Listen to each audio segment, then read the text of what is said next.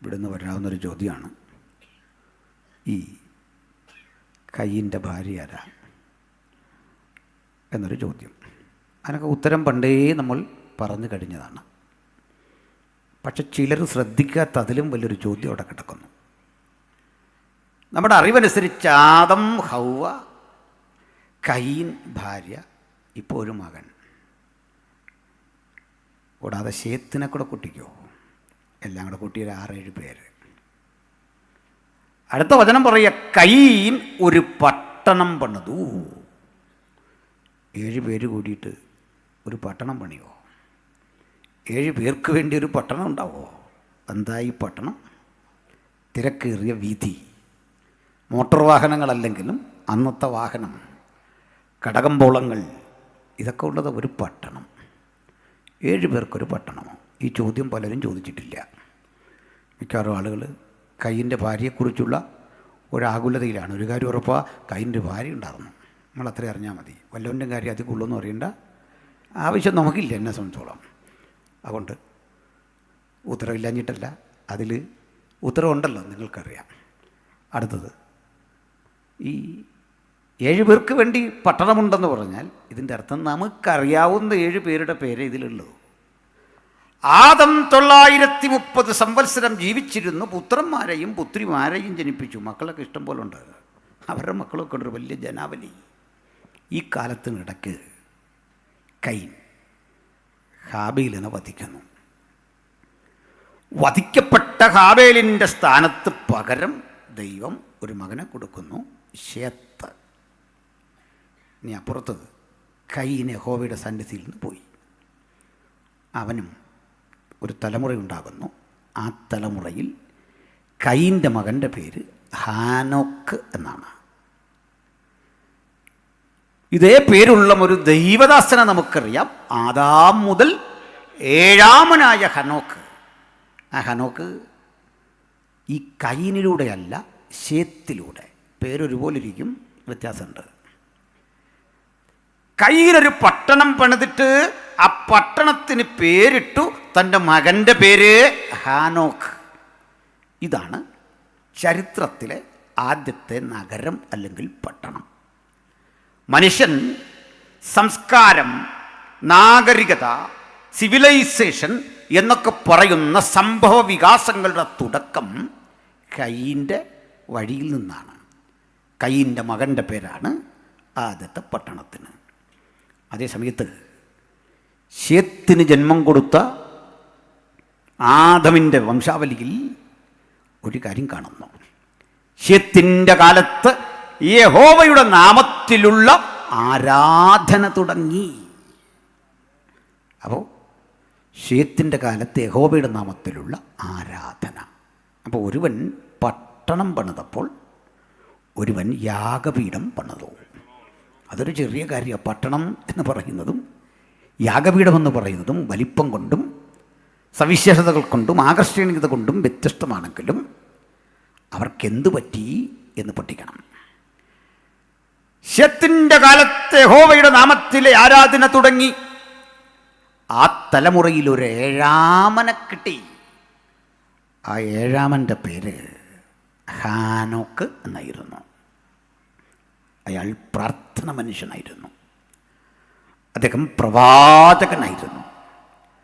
അദ്ദേഹം ആത്മാവിൽ ദൂത് പ്രസംഗിച്ച ആളാണ്. മനസ്സിലായില്ലേ?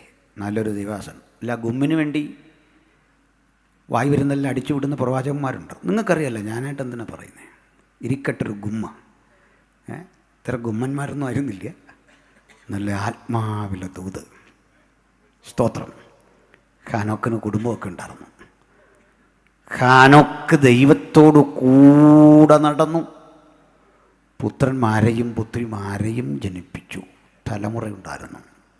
അപ്പോൾ ഭാര്യ കൂടെയുള്ളത്, മക്കളുള്ളത്, പ്രജനനം നടക്കുന്നത്, അവരെ പോറ്റിപ്പുലർത്തുന്നത് ശുശ്രൂഷയ്ക്ക് തടസ്സമല്ലെന്ന് മാത്രമല്ല, അതൊരു പിൻബലമാണ്.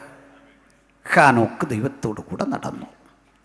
ദൈവം അവനെ എടുത്തുകൊണ്ടതിനാൽ മരണം കാണാതെടുക്കപ്പെട്ടവനെ കാണാതെയായി. വാസ്തവത്തിൽ ഇദ്ദേഹത്തെപ്പറ്റി ഒരല്പം കൂടെ ഇൻഫർമേഷൻ നമുക്ക് ബൈബിളിൽ തരേണ്ടതാണ്. അല്ലയോ ഉൽപ്പത്തിയുടെ ഗ്രന്ഥകാരനായ മോശ, ഞങ്ങൾക്ക് ഈ ഹാനോക്കിനെ പറ്റി ഒന്ന് അറിയണം. മരണം കാണാതെ എടുക്കപ്പെട്ട ഈ മനുഷ്യരിൽ വ്യാപരിച്ച ദൈവകൃപ എത്ര വലുതാ! അദ്ദേഹത്തെ ഒരു പ്രവാചകനാക്കി നിലനിർത്തുന്നതിൽ ഭാര്യയും മക്കളുമൊക്കെ വഹിച്ച പങ്കെത്ര വലുതാ! ഞങ്ങളുടെ മുമ്പിൽ അദ്ദേഹത്തെ പറ്റി കാര്യമായ ചരിത്രമില്ല.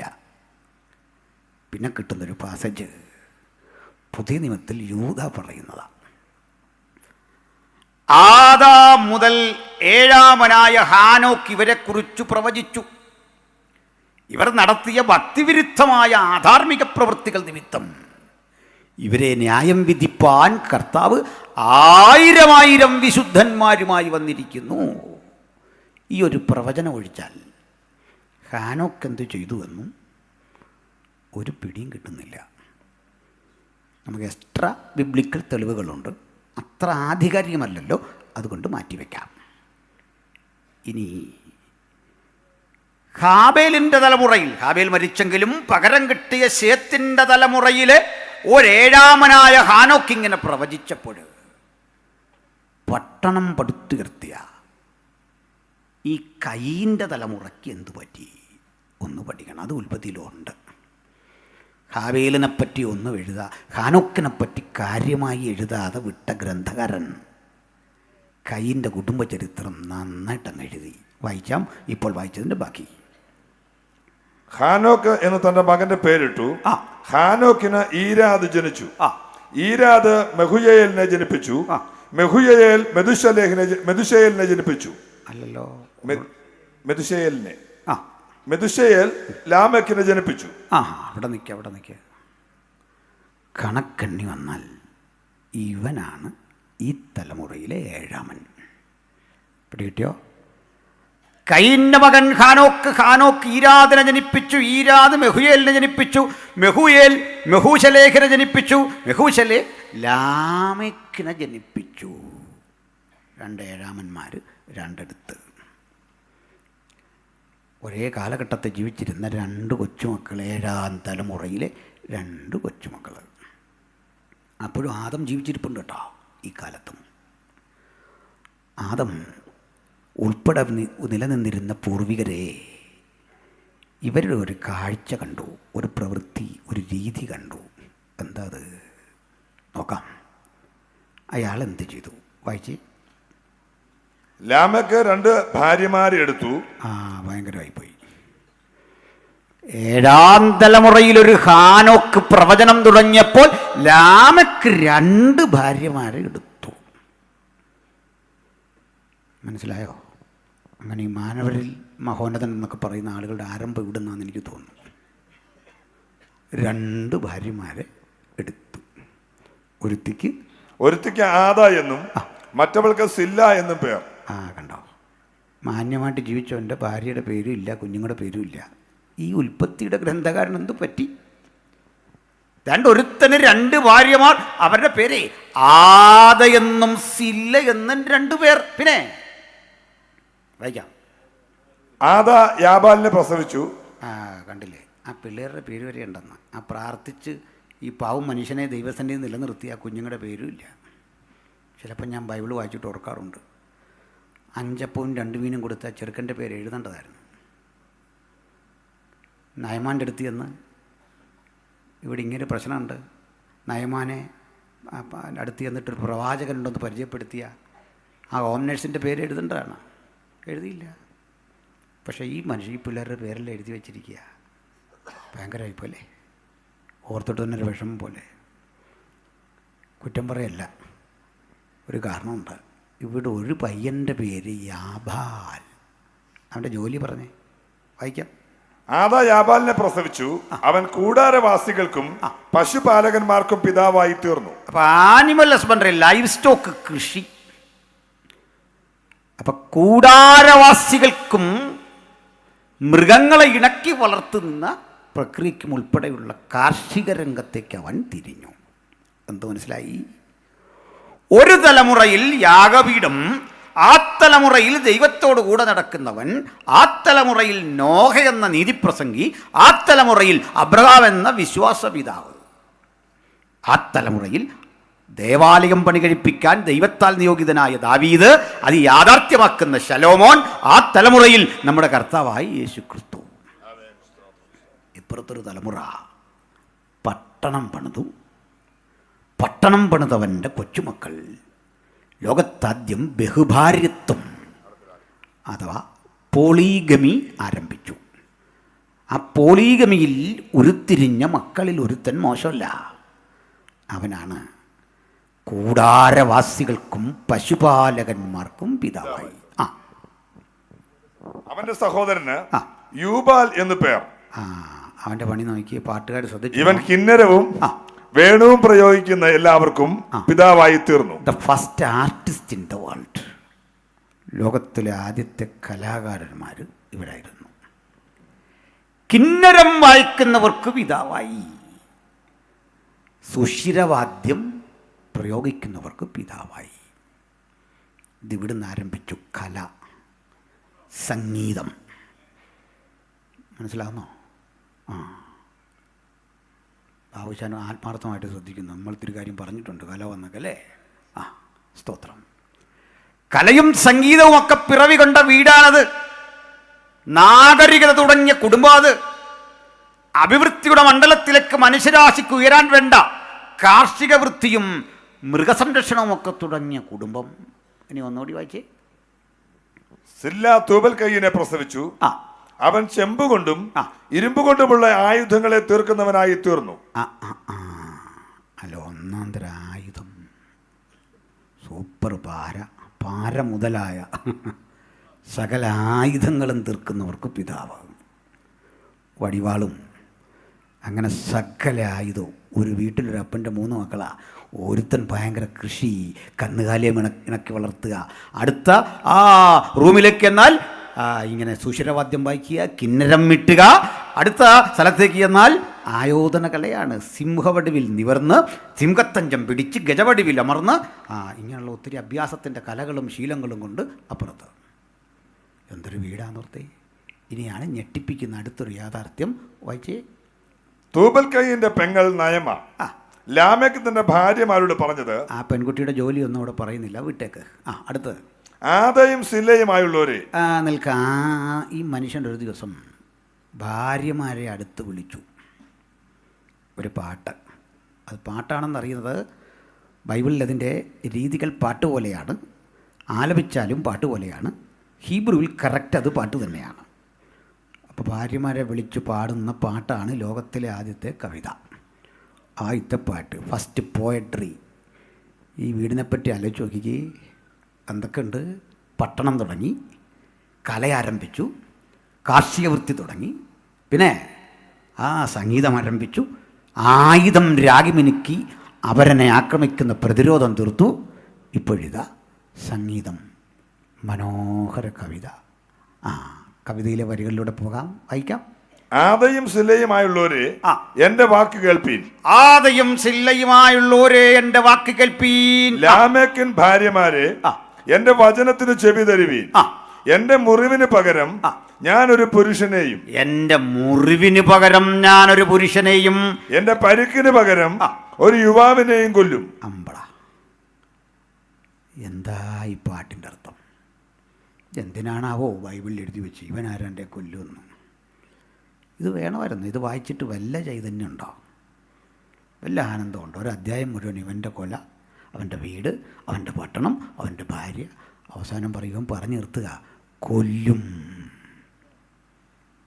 ബൈബിളിൽ രേഖപ്പെടുത്തിയ ആദ്യത്തെ കവിതയിലുണ്ടൊരു കൊലയുടെ മണം, ഒരു രക്തഗന്ധം. ഇത് എവിടുന്ന് വന്നാന്നറിയണ്ടേ? ഇവനെ തുടങ്ങിയല്ല, വല്യപ്പൻ കൊന്നു തുടങ്ങി. 6ാം തലമുറയുടെ കയ്യിലേക്ക് വരുമ്പോൾ അതിന് വീര്യം കൂടിയിട്ട് പറയുക, ഇനിയും കൊല്ലും. കൊല പരാജിതൻ്റെ ആയുധമാണ്. ആയുധം പരാജയപ്പെട്ടവൻ്റെ ആയുധം തന്നെയാണ്. ജയിച്ചവൻ മരിച്ച് ജയിച്ചവനാണ്. ഹല്ലേലൂയ. ഇന്ന് രാത്രി ഏത് ആയുധവും കണ്ടിട്ട് ഭക്തൻ പറയണം, നിനക്കെതിരെ വരുന്ന ഒരായുധവും ഫലിക്കയില്ല. ഹല്ലേലൂയ. അപ്പോഴേ ജയാളിയായവൻ ഇത്തരം ആയുധങ്ങളെ നേരിട്ട് അതിൻ്റെ മുഴുവൻ ശക്തിയെയും കാൽവട കൊലമരത്തിൽ ആത്യന്തികമായി തകർത്ത് ശത്രുപക്ഷത്തെ തോൽപ്പിച്ച് ജയമെടുത്തൊരു ചരിത്രം എനിക്കും നിങ്ങൾക്കും ആവേശം പകരാൻ ഇന്ന് രാത്രി ഉണ്ടെങ്കിൽ ഈ പ്രഭാഷണത്തിന്റെ ആമുഖമായി അവിടെ ഉയർത്തിക്കൊണ്ട് ഞങ്ങൾ വിളിച്ചു പറയട്ടെ, മറ്റൊരുത്തലും രക്ഷയില്ല. നാം രക്ഷിക്കപ്പെടുവാൻ ആകാശത്തിന് കീഴിൽ മനുഷ്യരുടെ ഇടയിൽ നൽകപ്പെട്ട വേറെ ഒരു നാമവും ഇല്ല. സ്തോത്രം. അതുകൊണ്ട് ഇവൻ പാടി നിർത്തുക. കയ്യിന് വേണ്ടി 7 ഇരട്ടി പകരം ചെയ്യുമെങ്കിൽ, കയ്യിന് വേണ്ടി 7 ഇരട്ടിയാണ് പ്രതികാരമെങ്കിൽ, ലാമെക്കിന് വേണ്ടി 77 ഇരട്ടി പകരം ചെയ്യും. എന്തൊരു മനുഷ്യനാ! എത്ര ബൈബിൾ പഠിച്ചാലും, എവിടെ പെൻഡറ്റുക്ക് പഠിച്ചാലും, ഏത് വ്യാഖ്യാനം എടുത്താലും ഇതിന് ഉത്തരം കിട്ടത്തില്ല. ഈ വ്യാഖ്യാതാക്കൾക്കൊരു പ്രത്യേകതയുണ്ട്. ഈ രക്ഷ നഷ്ടപ്പെടുമോ ഇല്ലയോ എന്നൊക്കെ ചോദിച്ചെഴുതിയ നല്ല പുസ്തകമുണ്ട്. അന്യഭാഷ നിന്ന് പോയോ എന്നൊക്കെ ചോദിച്ചെഴുതുന്നുണ്ട്. ഉത്തരം കിട്ടാതെ വിഷമിക്കുമ്പോൾ ഒരു കാച്ച വിസ്താരഭയത്താൽ വിട്ടുകളയുന്നു.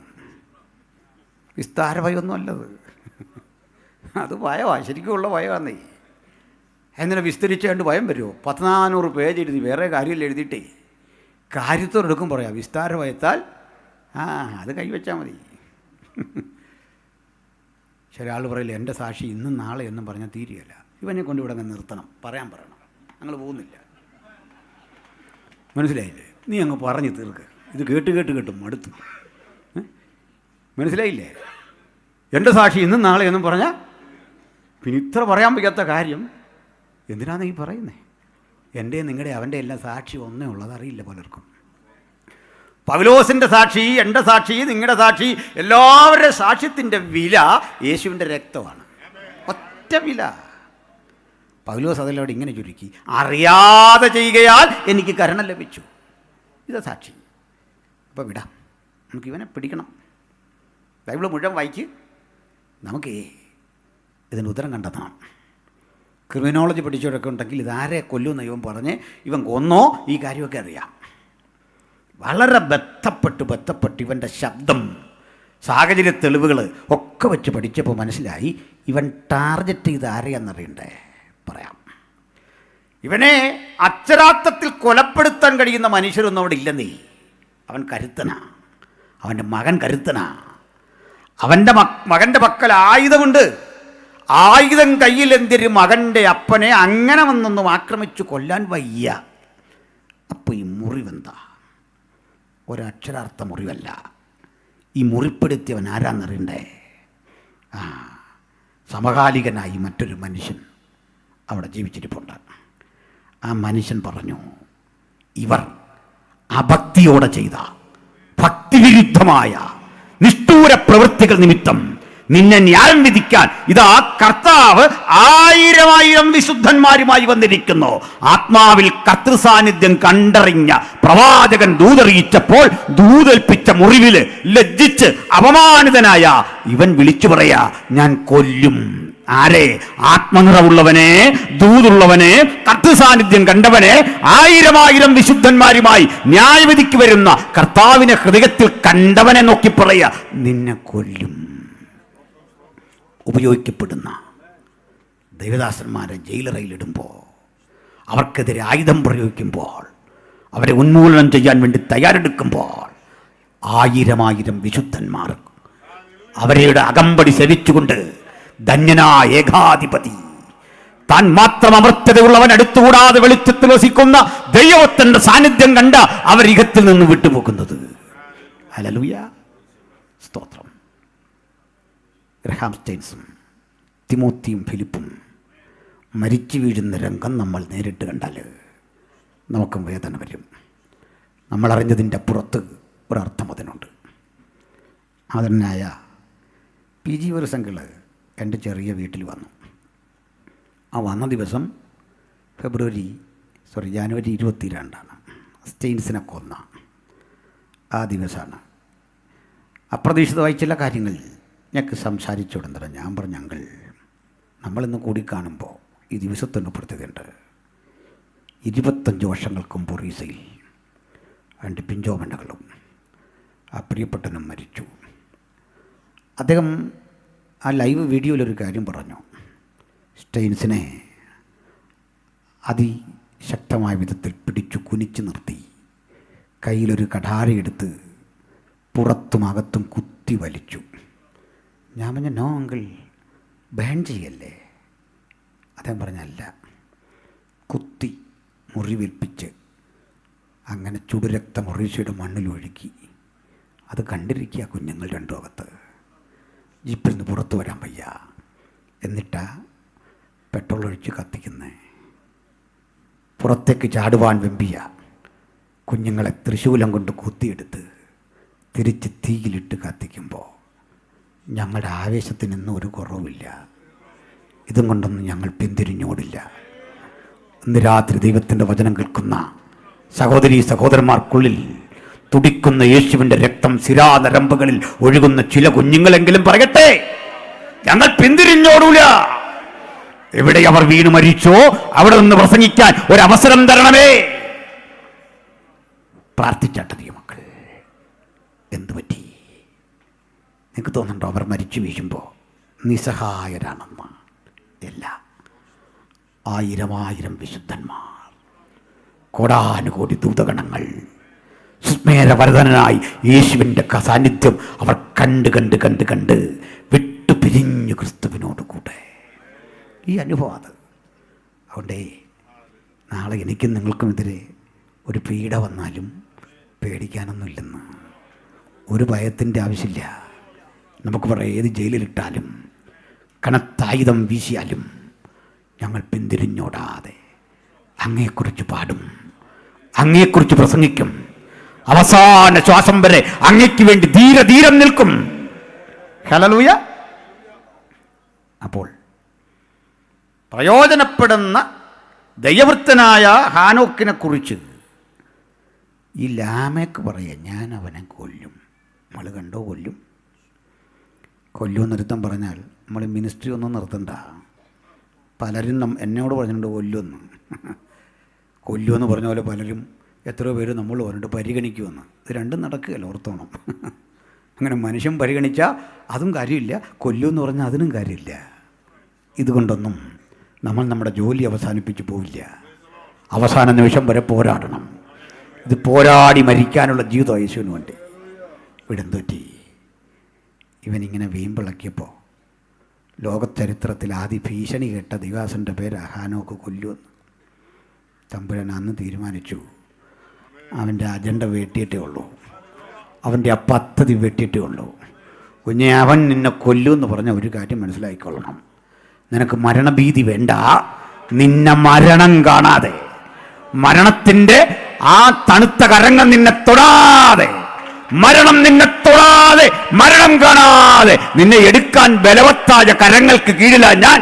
അതുകൊണ്ട് ആ കരം കൊണ്ടാ നിന്നെ ഞാൻ തൊട്ടുണർത്തുന്നത്. ആ കരത്തിന്റെ കീഴിലാണ് നമ്മളൊന്ന് പറഞ്ഞട്ടെ. ഹല്ലേലൂയ. അവൻ മരണം കാണാതെ എടുക്കപ്പെട്ടു. ഒരുത്തൻ കൊല്ലും എന്ന് പറഞ്ഞപ്പോഴേ പത്തൻ മരണം കാണാതെ എടുക്കപ്പെട്ടു. നമ്മളിതിനെ വിടുതൽ എന്നൊക്കെ പറയുന്നത് മനസ്സിലായോ? അല്ലെ, ചില യോഗങ്ങളിൽ ചെന്ന് വിടുതലുണ്ടോയെന്ന് ചോദിച്ചാൽ ഉണ്ട്. ഈ ഐഡിയ അറേഞ്ച് തരുന്ന പോലെയാണ്. ഏതാണ്ടൊക്കെ ഒരു പരിപാടി ഉണ്ട്, ഇല്ലെന്നൊന്നും എനിക്ക് അഭിപ്രായമില്ല. മനസ്സിലായി? നെറ്റും ഇല്ല, ഇടയ്ക്കിടയ്ക്ക് മിന്നൽ, പിന്നെ കാണുന്നത് ഇങ്ങനെ കിടന്ന് കറങ്ങുന്ന. കാരണം എന്താ? ചാർജ് ചെയ്യുന്നുണ്ട്, പരിപാടിയെല്ലാം ഉണ്ട്, പക്ഷേ ഏതാണ്ടൊരു അതിർത്തി. ഇവിടെ ദൈവം തന്ന ഇങ്ങനൊന്നുമല്ല, അത് സമ്പൂർണ്ണമാണ്. ഇതിനായി വെള്ളമില്ലാത്ത പൊട്ടക്കിണറുകളെ പിന്നാലെ പോകാതെ സത്യസന്ധനായി ഇവൻ്റെ പാതയെ നമുക്ക് അനുഗമിക്കാം. നമുക്ക് യേശുവിന് വേണ്ടി നിൽക്കാം. Praise the Lord. സന്തോഷമല്ലേ? അപ്പോഴേ ഇവിടുന്ന് നമുക്ക് അല്പം കാര്യങ്ങൾ പറഞ്ഞ് മുമ്പോട്ട് പോകണം.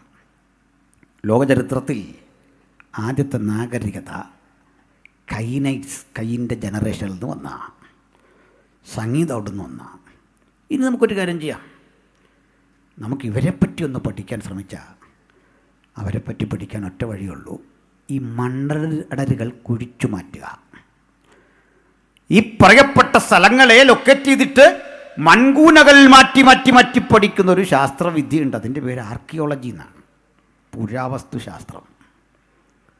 പക്ഷേ ഹാനോക്കിനെ പറ്റി പഠിക്കാൻ മണ്ണ് ഒഴിച്ച് അയാളുടെ അസ്ഥി കിട്ടൂല.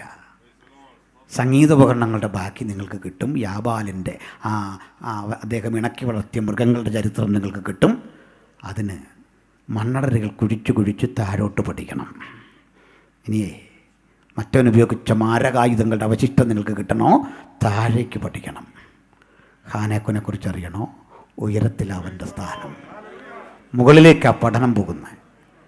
ഒരു ഗവേഷണത്തിനും ബാക്കി വെക്കാതെ ഭക്തൻ എടുക്കപ്പെട്ടു, ദൈവത്തിൻ്റെ കരങ്ങളിൽ സുരക്ഷിതനാണ്. ഹല്ലേലൂയ. അതൊരു മിസ്റ്ററിയാണ്, മാറിയിരിക്കട്ടെ. ഇനി അവസാനം സുവിശേഷം പറയാൻ ഹാനോക്ക് വരുമോ മോശ വരുമോ എന്നൊക്കെ പറഞ്ഞ് വലിയ പ്രശ്നങ്ങൾ നടക്കാം. ആ പ്രശ്നം തുടരട്ടെ. നമ്മളിനി അതിൻ്റെ പേരിൽ തൽക്കാലം ഹാനോക്കിനെ ക്ഷണിക്കണ്ട. അദ്ദേഹത്തിൻ്റെ വഴിക്ക് പോട്ടെ. ഒരു കാര്യം ഉറപ്പാണ്, നമ്മൾ ഈ അടി വെക്കുന്നില്ലെന്നും അവർക്ക് വലിയ ഇൻട്രസ്റ്റ് ഇല്ല. അദ്ദേഹം വേറൊരു ലോകത്താണ്. സ്തോത്രം. അതെല്ലാം ആശു പറയും, നിങ്ങൾ എൻ്റെ പേരിൽ കിടന്ന് ഈ അടി വെക്കേണ്ട ഒരു കാര്യമില്ലായിരുന്നു. ദൈവത്തിന് എന്നെക്കുറിച്ചുള്ള പദ്ധതികളൊക്കെ നടന്നു. ആമേൻ. ഇനിയേ ഒരു കാര്യം മനസ്സിലാക്ക്, ഈ കയ്യിൽ ആരംഭിച്ച പട്ടണം എവിടെ? മണ്ണിനടിയിൽ പോയി. പിന്നീട് പ്രബലങ്ങളായ 10-24 നാഗരികതകൾ, നമ്മുടെ ഇൻഡസ് വാലി അടക്കം, മെസപ്പൊട്ടേമിയ അടക്കം, അങ്ങ് ഈജിപ്ഷ്യനടക്കം ലോകത്തിലെ പ്രചാരത്തെത്തിച്ച നിരവധി പട്ടണ സമുച്ചയങ്ങൾ മണ്ണിനുള്ളിൽ താണുപോയി. പ്രളയം വന്നോ, ആക്രമണം നടന്നോ, പ്രകൃതിക്ഷോഭത്താലോ നൂറുകണക്കിന് പട്ടണങ്ങൾ, ആയിരക്കണക്കിന് പട്ടണങ്ങൾ, ലക്ഷക്കണക്കിന് രമ്യകർമ്മങ്ങൾ, കോടിക്കണക്കിന് മനുഷ്യർ അതിൻ്റെ ഉള്ളിൽ അമർന്നമർന്ന് ഞെരിഞ്ഞില്ലാതെയായി. എന്താണ് കാരണം? നഗരം പാപപങ്കിലമാണ്. നാഗരികത കലകൊണ്ട്, സംസ്കാരം കൊണ്ട്, ആയുധങ്ങൾ കൊണ്ട്, ആയോധന കല കൊണ്ട്, ഏറ്റുമുട്ടലുകൾ കൊണ്ട് പ്രസക്തമാണ്. പക്ഷേ ചോരയുടെ ഗന്ധം, വഞ്ചനയുടെ സാന്നിധ്യം, തെറ്റായ പ്രവണതകളുടെ സാന്നിധ്യം കൊണ്ട് മലീമസമായ ആ മണ്ഡലത്തിൽ ഇരുട്ട് വ്യാപരിച്ച് ഏത് നാഗരികതയ്ക്കും സമാന്തരമായി ഒരു അധോലോകം നിങ്ങൾക്ക് ദർശിക്കാം. ഏത് പട്ടണത്തിൻ്റെയും മറുവശത്ത് വ്യാജ ആത്മാക്കളുടെ ഒരു വ്യവഹാരം നിങ്ങൾക്ക് പരിശോധിക്കാം. ലോകത്തിലെ പ്രധാന പട്ടണങ്ങളിലെല്ലാം നിഗൂഢതയുടെ അത്തരം ശക്തികൾ ഇരിക്കുമ്പോൾ നമ്മളവ നോക്കി വിളിച്ചു പറയും അധോലോകം, അന്ധകാരത്തിന്റെ ലോകം. അന്ധകാരത്തിന്റെ ലോകം ഒരു ഗ്രാമത്തിലല്ല സ്ഥിതി ചെയ്യുന്നത്.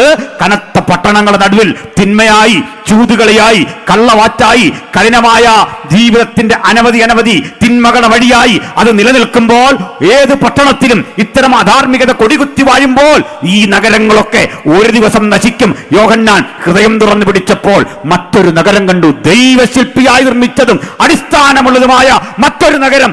ആ നഗരം ചൂണ്ടിക്കാണിച്ചിട്ട് വെളിപ്പാട് പുസ്തകത്തിലേക്ക് കടക്കുമ്പോൾ വചനം വെളിപ്പെടുത്തി തരിക. ആ നഗരത്തിന്റെ പ്രത്യേകത, വീഥിയുടെ നടുവിൽ മനോഹരമായ ഒരു നീർച്ചാലിൻ്റെ ഒഴുക്ക്. സകല പട്ടണങ്ങളും തകരുകയോ തകർന്നടിയാൻ കാത്തിരിക്കുകയോ ചെയ്യുന്നു. ഉലകത്തിൽ തകരാത്തൊരു പട്ടണവുമില്ല.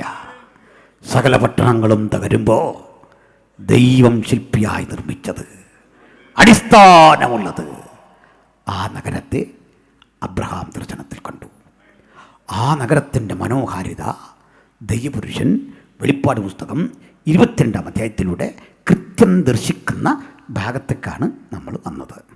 ഇനിയുള്ള വിശദീകരണം പറയുന്നതിന് മുമ്പ് ഇവിടെ കണ്ടെന്താ? വീഥിയുടെ നടുവിൽ ദൈവത്തിൻ്റെയും കുഞ്ഞാടിൻ്റെയും സിംഹാസനം. വായിച്ചോളൂ, തുടരാം. വീഥിയുടെ നടുവിൽ ദൈവത്തിന്റെയും കുഞ്ഞാടിന്റെയും സിംഹാസനത്തിൽ നിന്ന് പുറപ്പെടുന്നതായി പളുങ്ക് പോലെ ശുഭ്രമായ ജീവജല നദിയും അവൻ എന്നെ കാണിച്ചു.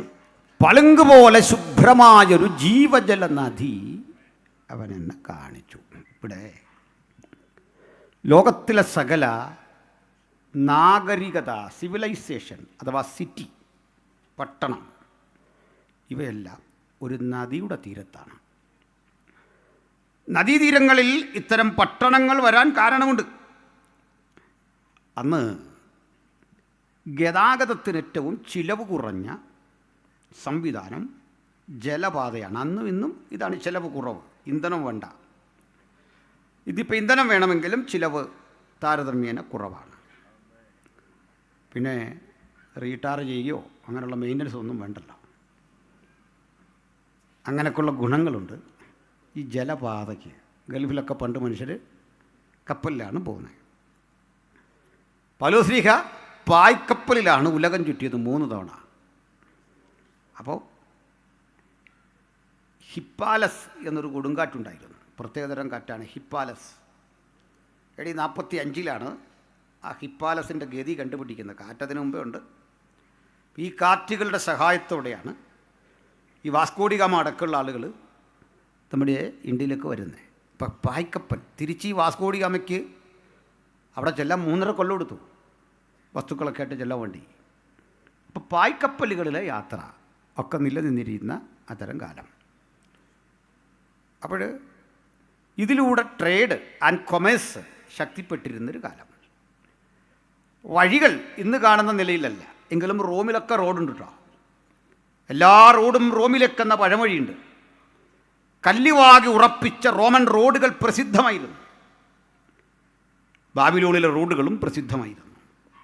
ബാബിലോണിയ റോഡുകളുടെ പ്രത്യേകത വളവും തിരിവുമില്ലാതെ നിവരേ തുറക്കുന്ന റോഡുകളാണ്. അതിൻ്റെ ഇരുവശവും തണൽ മരങ്ങൾ വെച്ച് പിടിപ്പിച്ചിരിക്കുകയാണ്. ഇത്ര ഭംഗിയുള്ള റോഡുകൾ അന്നുണ്ട്. കാര്യമായ റോഡൊന്നും ഇല്ലാതിരുന്ന ഒരു സ്ഥലം നമ്മുടെ ഇന്ത്യയാണ്, നമ്മുടെ കേരളമാണ്. കേരളത്തിലൊന്നും റോഡില്ല. കേണൽ മൺറോ നമ്മുടെ തിരുവിതാംകൂർ രാജാവിൻ്റെ അടുത്ത് എന്ന് പറയും, നമുക്ക് തിരുവനന്തപുരം മുതൽ കാസർഗോഡ് വരെ ഒരു റോഡ് വെട്ടണം, ബ്രിട്ടീഷ് ഇന്ത്യയിലാണ്. രാജാവ് അമ്പരന്നു. ഒന്നാമത് റോഡിൻ്റെ ഒരു ആവശ്യമില്ല, കാരണം ഇവർക്ക് റോഡ് വേണ്ട. ഇവരെ ഈ പല്ലക്കെന്നറിയപ്പെടുന്നൊരു സംവിധാനത്തിൽ ഇരുത്തി മനുഷ്യൻ ചുമന്നുകൊണ്ട് പോവാണ്. ഇവർക്ക് വഴിയും വേണ്ട, റോഡും വേണ്ട. അവിടെ കയറി അനങ്ങാതെ ഇരുന്നാൽ മതി. മനുഷ്യർ കാടും പള്ളയെ കിടന്ന് ഇവരെ എടുത്തുകൊണ്ട് പൊക്കോളും. അപ്പോൾ എന്തിനാ പിന്നെ വഴി? അതിൻ്റെ ആവശ്യമില്ല. അപ്പോൾ അതുകൊണ്ട് റോഡ് വലിയ ഗൗരവമുള്ള, അദ്ദേഹം പറഞ്ഞ മുറജപം എന്ന പേരിൽ 12 വർഷത്തിലൊഴിക്കെ നടക്കുന്ന ഒരു ആചാരം ഇവിടെ ഉണ്ട്.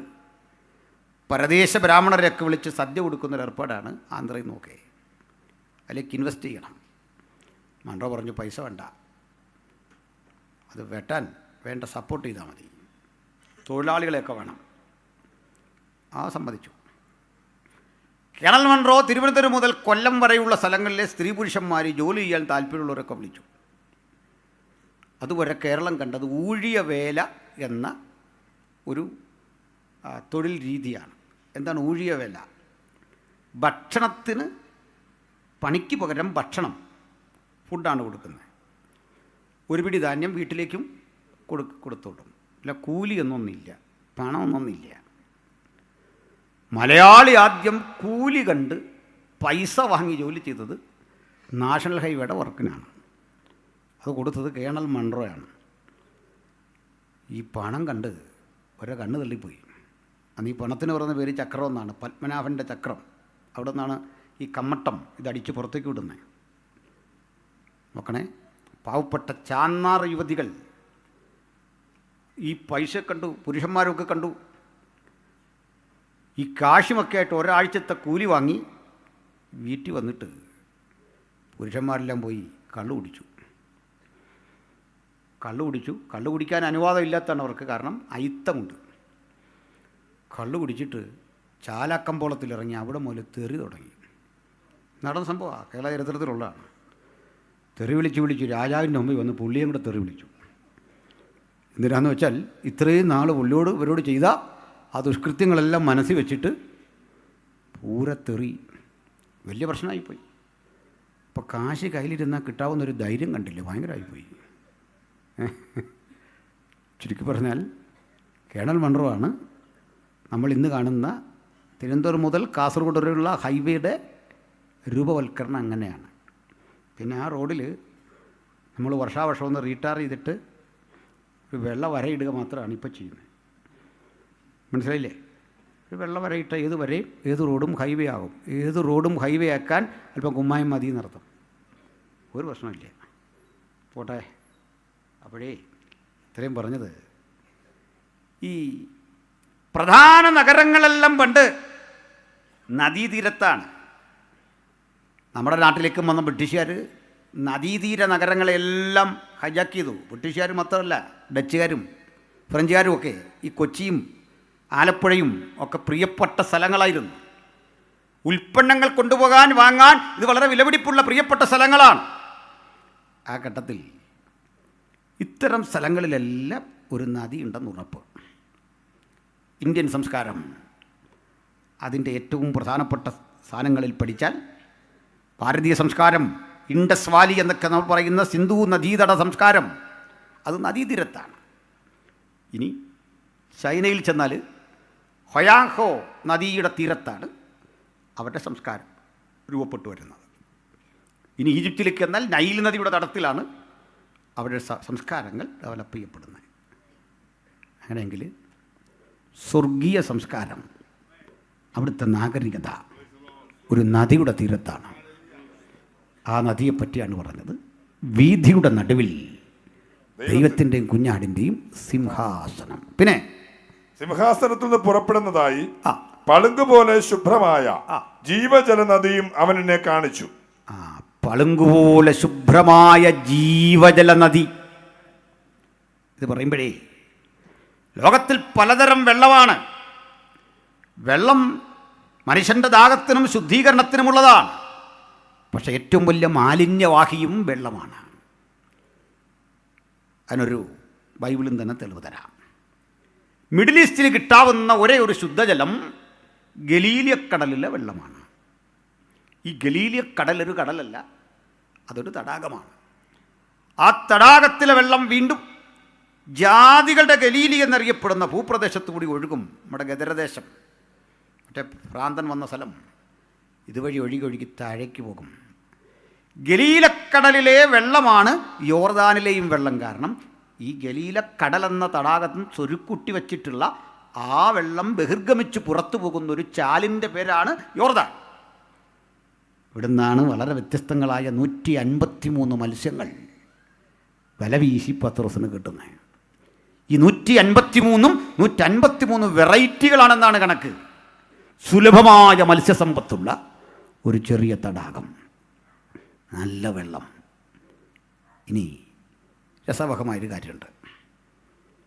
ഈ തടാകം അന്ന് ധാരാളമായി മനുഷ്യൻ അടുത്ത കാലത്ത് കുടിച്ച് ആവശ്യകതകൾക്കെടുത്ത് വറ്റാൻ തുടങ്ങിയപ്പോഴേക്കും ഐക്യരാഷ്ട്രസഭ ഇവിടേക്ക് 3 പ്രതിനിധികളെ വിട്ടു പഠിക്കാൻ, സയൻറ്റിസ്റ്റുകളെ. ഒരാൾ ഈജിപ്തിൽ നിന്ന്, മറ്റൊരാൾ സിറിയയിൽ നിന്ന്, ഇനിയൊരാൾ ലെബനിൽ നിന്ന്. വലിയ സയൻറ്റിസ്റ്റുകളാണ്. വേറൊരു ഗവേഷണം നടത്തിയൊരു കാര്യം പറഞ്ഞു. 96 ആകുമ്പോഴേക്കും ഈ ഗലീലിയക്കടൽ വറ്റും, വെള്ളമില്ലാതെ വരും. ഇസ്രയേലിൽ ഏറ്റവും അസുലഭമായ വസ്തുവായി വെള്ളം മാറും. ഇന്നും മിഡിൽ ഈസ്റ്റിൽ പെട്രോളിനേക്കാൾ വില വെള്ളത്തിനുണ്ട്. ഇതേ വിധത്തിലാകും വെള്ളം. ആ നിരീക്ഷണം കേട്ടപാടെ അവരുണർന്നു. എന്ത് ചെയ്യുന്നറിയണ്ടേ? മധ്യധരണിക്കടലിലെ വെള്ളമടിച്ച് ഹെർമോന്യ മലയുടെ മുകളിൽ കയറ്റി അവിടെ നിന്ന് ഉപ്പ് വേർതിരിച്ചെടുത്ത് ലോകത്തിലെ ഏറ്റവും ക്വാളിറ്റിയുള്ള ഉപ്പ് അതുണ്ടാക്കി. അതിൻ്റെ ലവണാംശം എടുത്തു കളഞ്ഞപ്പോൾ, മാറ്റിയപ്പോൾ വെള്ളം ശുദ്ധജലമായി. ഈ ശുദ്ധജലം ഈ നീരൊഴുക്കിലൂടെ വീണ്ടും വരും വഴിക്ക് തടയണ കെട്ടി വെള്ളം സംഭരിച്ച് വൈദ്യുതി ഉൽപ്പാദിപ്പിച്ചു. ആ വെള്ളം വീണ്ടും പുറപ്പെട്ടു വന്നു. അതിനെ ഗലീലിയക്കടലിൽ കൊണ്ടിറക്കി. ഗലീലിയക്കടൽ വീണ്ടും ഉയരാൻ തുടങ്ങി. 96 ഗലീലിയക്കടൽ വറ്റുമെന്ന് നിരീക്ഷിച്ചവരെ അത്ഭുതപ്പെടുത്തിക്കൊണ്ട് 93 കടൽ ജലം ഉയർന്നു. ഏതൊക്കെ രാജ്യങ്ങളിൽ നിന്ന് പ്രതിനിധികൾ വന്ന് നിരീക്ഷണം നടത്തിപ്പോയോ അവിടേക്കൊക്കെ ഇന്ന് വെള്ളം കയറ്റി വെച്ച് വിറ്റ് പണം സമാഹരിക്കുന്ന ഒരു രാജ്യമായി അത് മാറി. ഈ വെള്ളത്തിനൊത്തിരി പ്രത്യേകതയുണ്ട്. അത് തന്നെ മറ്റൊരു പ്രസംഗ വിഷയം. ഈ വെള്ളം യോർദാനിലൂടെ ഒഴുകി അങ്ങ് താഴെ ചെല്ലുമ്പോൾ ഇത് ചെല്ലുന്ന സ്ഥലത്തിൻ്റെ ഒരു പ്രത്യേകതയുണ്ട്. ചാവുകടൽ, ദ ഡെഡ് സീ. ഇത് ചാവുകടലിലാണ് ചെല്ലുന്നത്. ഇടയ്ക്ക് ചെറിയൊരു തടാകമൊക്കെ ഉണ്ട്. ഇതും കടന്ന് ചാവുകടലിൽ ചെല്ലും. ചാവുകടലൊരു പ്രത്യേകതയുണ്ട്. ലോകത്തിലേറ്റവും സാന്ദ്രത കൂടിയ വെള്ളമാണ്. സാന്ദ്രത കൂടിയ വെള്ളം. അതുകൊണ്ട് തന്നെ നമ്മളൊരാൾ തലമുക്കിയാൽ അവിടെ ഒന്ന് ചാടിച്ചാകാമെന്ന് വിചാരിച്ചാൽ അത്ര എളുപ്പമല്ല. കാരണം പൊങ്ങിക്കിടക്കുക വെള്ളത്തിൽ. ഇനി മലയാളിയല്ലേ, അല്പം ബലം പിടിച്ച് ഒന്ന് മുങ്ങാമെന്ന് വെച്ചാൽ പിന്നെ പൊങ്ങാനും പാടാ, വലിയ പാടാ, കട്ടി അതുപോലെ അത്തരം വെള്ളമാണ്. ഇനി ഒന്നുകൂടെ, ഈ ഗലീലക്കടലിലെ മത്സ്യങ്ങൾ പലഘട്ടം ഒഴുകി ജോർദാനിലൂടെ താഴെ വരും, പുതുമ തേടിപ്പോന്നാകാം. പക്ഷെ ചാവുകടലിലേക്ക് ചാടുകയും ചാവുകടലൊരടി ഈ മത്സ്യത്തിന് തിര ഒറ്റയടിക്ക് ഇവൻ പുറത്തിടും, 2 ചാട്ടം ചാടും. നമ്മളോർക്കും വിടുതലിൻ്റെ വലിയ ആരാധന ഉണ്ടാക്കുക, അതാ ഈ ചാട്ടമൊന്നും. ഈ പുതുമ തേടി ചിലരിങ്ങനെ ഒരു പോക്ക് പോയി അവസാനം ചാവുകളിലൊരടി, കരയ്ക്ക് 2 ചാട്ടം. കാക്ക പോലും വരില്ല ഇവനെ ഭക്ഷിക്കാൻ, ഉറുമ്പ് വരില്ല ഭക്ഷിക്കാൻ. അത് ജീർണിക്കാൻ കാലമെടുക്കും. കാരണം ചാവുകടൽ ജീവനുള്ള ഒന്നിനെയും വേണ്ട. ലോകത്തിലെ സകല കടലും ഏതെങ്കിലും ഒരു കടലോട് ബന്ധപ്പെട്ടാണ് കിടക്കുന്നത്, അങ്ങനെയാണ് തീരുന്നത്. പക്ഷെ ചാവുകടലിന് ഒരു കടലുമായിട്ടും ബന്ധമില്ല. അതിൻ്റെ കാരണം യഥാർത്ഥ കടൽ നിരപ്പിൽ നിന്ന് 1000 അടി താഴെ. സങ്കല്പിക്കോ നിങ്ങൾ ഇടുക്കിക്കാരെ, ഏതാണ്ട് 600 അടി ഉയരത്തിലാണെങ്കിൽ കടലിൽ നിന്ന് ചാവുകടൽ 1000 അടി താഴെ യഥാർത്ഥ കടലിൽ നിന്ന് വെള്ളം ചേരില്ല ഈ ചാവുകടൽ. അതുകൊണ്ട് തന്നെ ശാപഗ്രസ്തമായ സോദോംഗൊമോറയുടെ കത്തി ഉരുകിത്തീർന്ന അവശിഷ്ടങ്ങൾ സംക്ഷേപിച്ചുണ്ടായതാണ്. ബൈബിൾ അത് തെളിവ് നൽകുന്നുണ്ട്. ഇനി നടക്കാനിരിക്കുന്നൊരു യുദ്ധത്തിൽ ചാവുകടൽ വഹിക്കാനിരിക്കുന്ന പങ്ക് എസെക്കിയേൽ പ്രവചനത്തേക്ക് ആസ്പദമാക്കി പറയാനുണ്ട്. പക്ഷേ എന്നിട്ടും ഇവിടേക്ക് കൊണ്ട് മത്സ്യങ്ങളെ തട്ടി നല്ല വെള്ളം, ഗലീലിയായിലെ നല്ല വെള്ളം കൊണ്ട്, മത്സ്യസമ്പത്ത് കൊണ്ട് ഇങ്ങനെ ചാവുകടലിൽ തട്ടി തീർക്കുന്ന കുറ്റം ചുമത്തി. ഈ യോർദാൻ എന്നിട്ട പേരാണ് യോർദാൻ, എന്നുവെച്ചാൽ മരണമെന്ന്. കൊലയ്ക്ക് കൂട്ട് നിൽക്കുന്ന പണിയാണ് യോർദാൻ കൊണ്ട് നല്ല വെള്ളത്തെ ഇങ്ങനെ തീർക്കുക. പക്ഷെ പ്രവാചകൻ ഒരു ദിവസം പറയുക, അതിൻ്റെ തീരത്തെ ഏൻ ഗതി മുതൽ ഏൻ എഗ്ലയും വരെ ഒരു ദിവസം മീൻപിടുത്തമുണ്ടാവും. പെരുത്ത മീൻകുട്ടമായിരിക്കും അന്ന്. ഏതാ ഒരു തവള പോലും വാൽമാക്രി പോലും വളരാത്ത കടൽ നോക്കി പ്രവചിക്കാൻ ധൈര്യം ഭക്തന് മാത്രമേ ഉള്ളൂ. എന്നാൽ ഇന്നൊന്നുമല്ല. ഒരു ജലധാര ഒഴുകി വരും, മാലികത്തിൻ്റെ ഉമ്മറപ്പടിയിൽ നിന്നൊരൊഴുക്കാണ്. 1000 മുഴം അവൻ അളന്നു. ആ വെള്ളം ഒഴുകിയ സംഭവങ്ങൾ കേട്ടിട്ടില്ലേ? ഒടുക്കം ഒഴുകി ചാവുകടലിനെയും ശുദ്ധീകരിച്ച് പഥ്യമാക്കി തീർക്കുന്ന, മനോഹരമാക്കുന്ന 1000 ആണ്ട് വാഴ്ചയിലെ ഈ ഭൂമിയുടെ പുനർനിർമ്മിതി സങ്കല്പമാണ് മുൻകൂട്ടി തിരുവെടുത്തെഴുതിയിരിക്കുന്നത്. ഏൻഗതിയും ഏനഗ്ലയും ചാവുകടലിൻ്റെ 2 തീരങ്ങളാണ്. ഈ 2 തീരത്ത് മീൻപിടിക്കാർ വല വീശും. മത്സ്യം ഇന്ന് വളരാത്ത, ഗുണപരമായൊന്നും തരാത്ത ആ സ്ഥലത്തിനും വലിയ മാറ്റമുണ്ടാകും. ആ വലിയ മാറ്റങ്ങളെ ബൈബിൾ മുൻകൂട്ടി പ്രവചിച്ചു. എന്നാൽ ഇനി വരാനിരിക്കുന്ന പുതുവാന ഭൂമിക്കൊരു പ്രശ്നമുണ്ട്. കടലേ ഇല്ല. ഞാൻ സമുദ്രത്തെ നോക്കി, അതിനെ കണ്ടില്ല. നോക്കണേ, കടൽ എവിടെ പോയൊരു പിടിയില്ല. കടലില്ലാത്ത ഒരു ലോകത്തെ പ്രവാചകൻ ദർശിച്ചു. പക്ഷെ ഒരു വിഷയം, നദി ഉണ്ട് താനും, കടലില്ല. ജീവജല നദി അവൻ എനിക്ക് കാണിച്ചു തന്നു. ആ ജീവജല നദി കാണുന്ന ഒരാൾക്ക് സ്വാഭാവികമായി തോന്നാവുന്ന ഒരു തോന്നലുണ്ട്, ഇത് ഒഴുകുന്നുണ്ടല്ലോ. ഒഴുകി എവിടെ ചേരും? കടലില്ലല്ലോ. ഒന്ന് മനസ്സിലാക്കണം, ഭൂഗുരുത്വത്തിൻ്റെ സാമാന്യ നിയമം അനുസരിച്ച് താണ നിലം തേടി നീരോട്ടമുള്ളിടം തേടി തേടി തേടി താഴേക്ക് പോകലല്ല ഈ നദി, സങ്കല്പങ്ങൾക്കപ്പുറത്തെ പുതിയ നദി. കാരണം അത് ജീവജല നദിയാണ്. ആ ജീവജല നദിയുടെ ഓരോ തന്മാത്രയ്ക്കുമുണ്ട് ചില ക്വാളിറ്റി. ആർക്കും വിശദീകരിക്കാനാവാത്ത സമൃദ്ധമായ അത്തരം നിരവധി ഗുണങ്ങളുടെ, മഹിമകളുടെ ഒരു വലിയ സങ്കലനമാണ് ഈ നദി. ആ നദി അശുദ്ധിയുള്ള ഒന്നിനെയും സ്വീകരിക്കില്ല.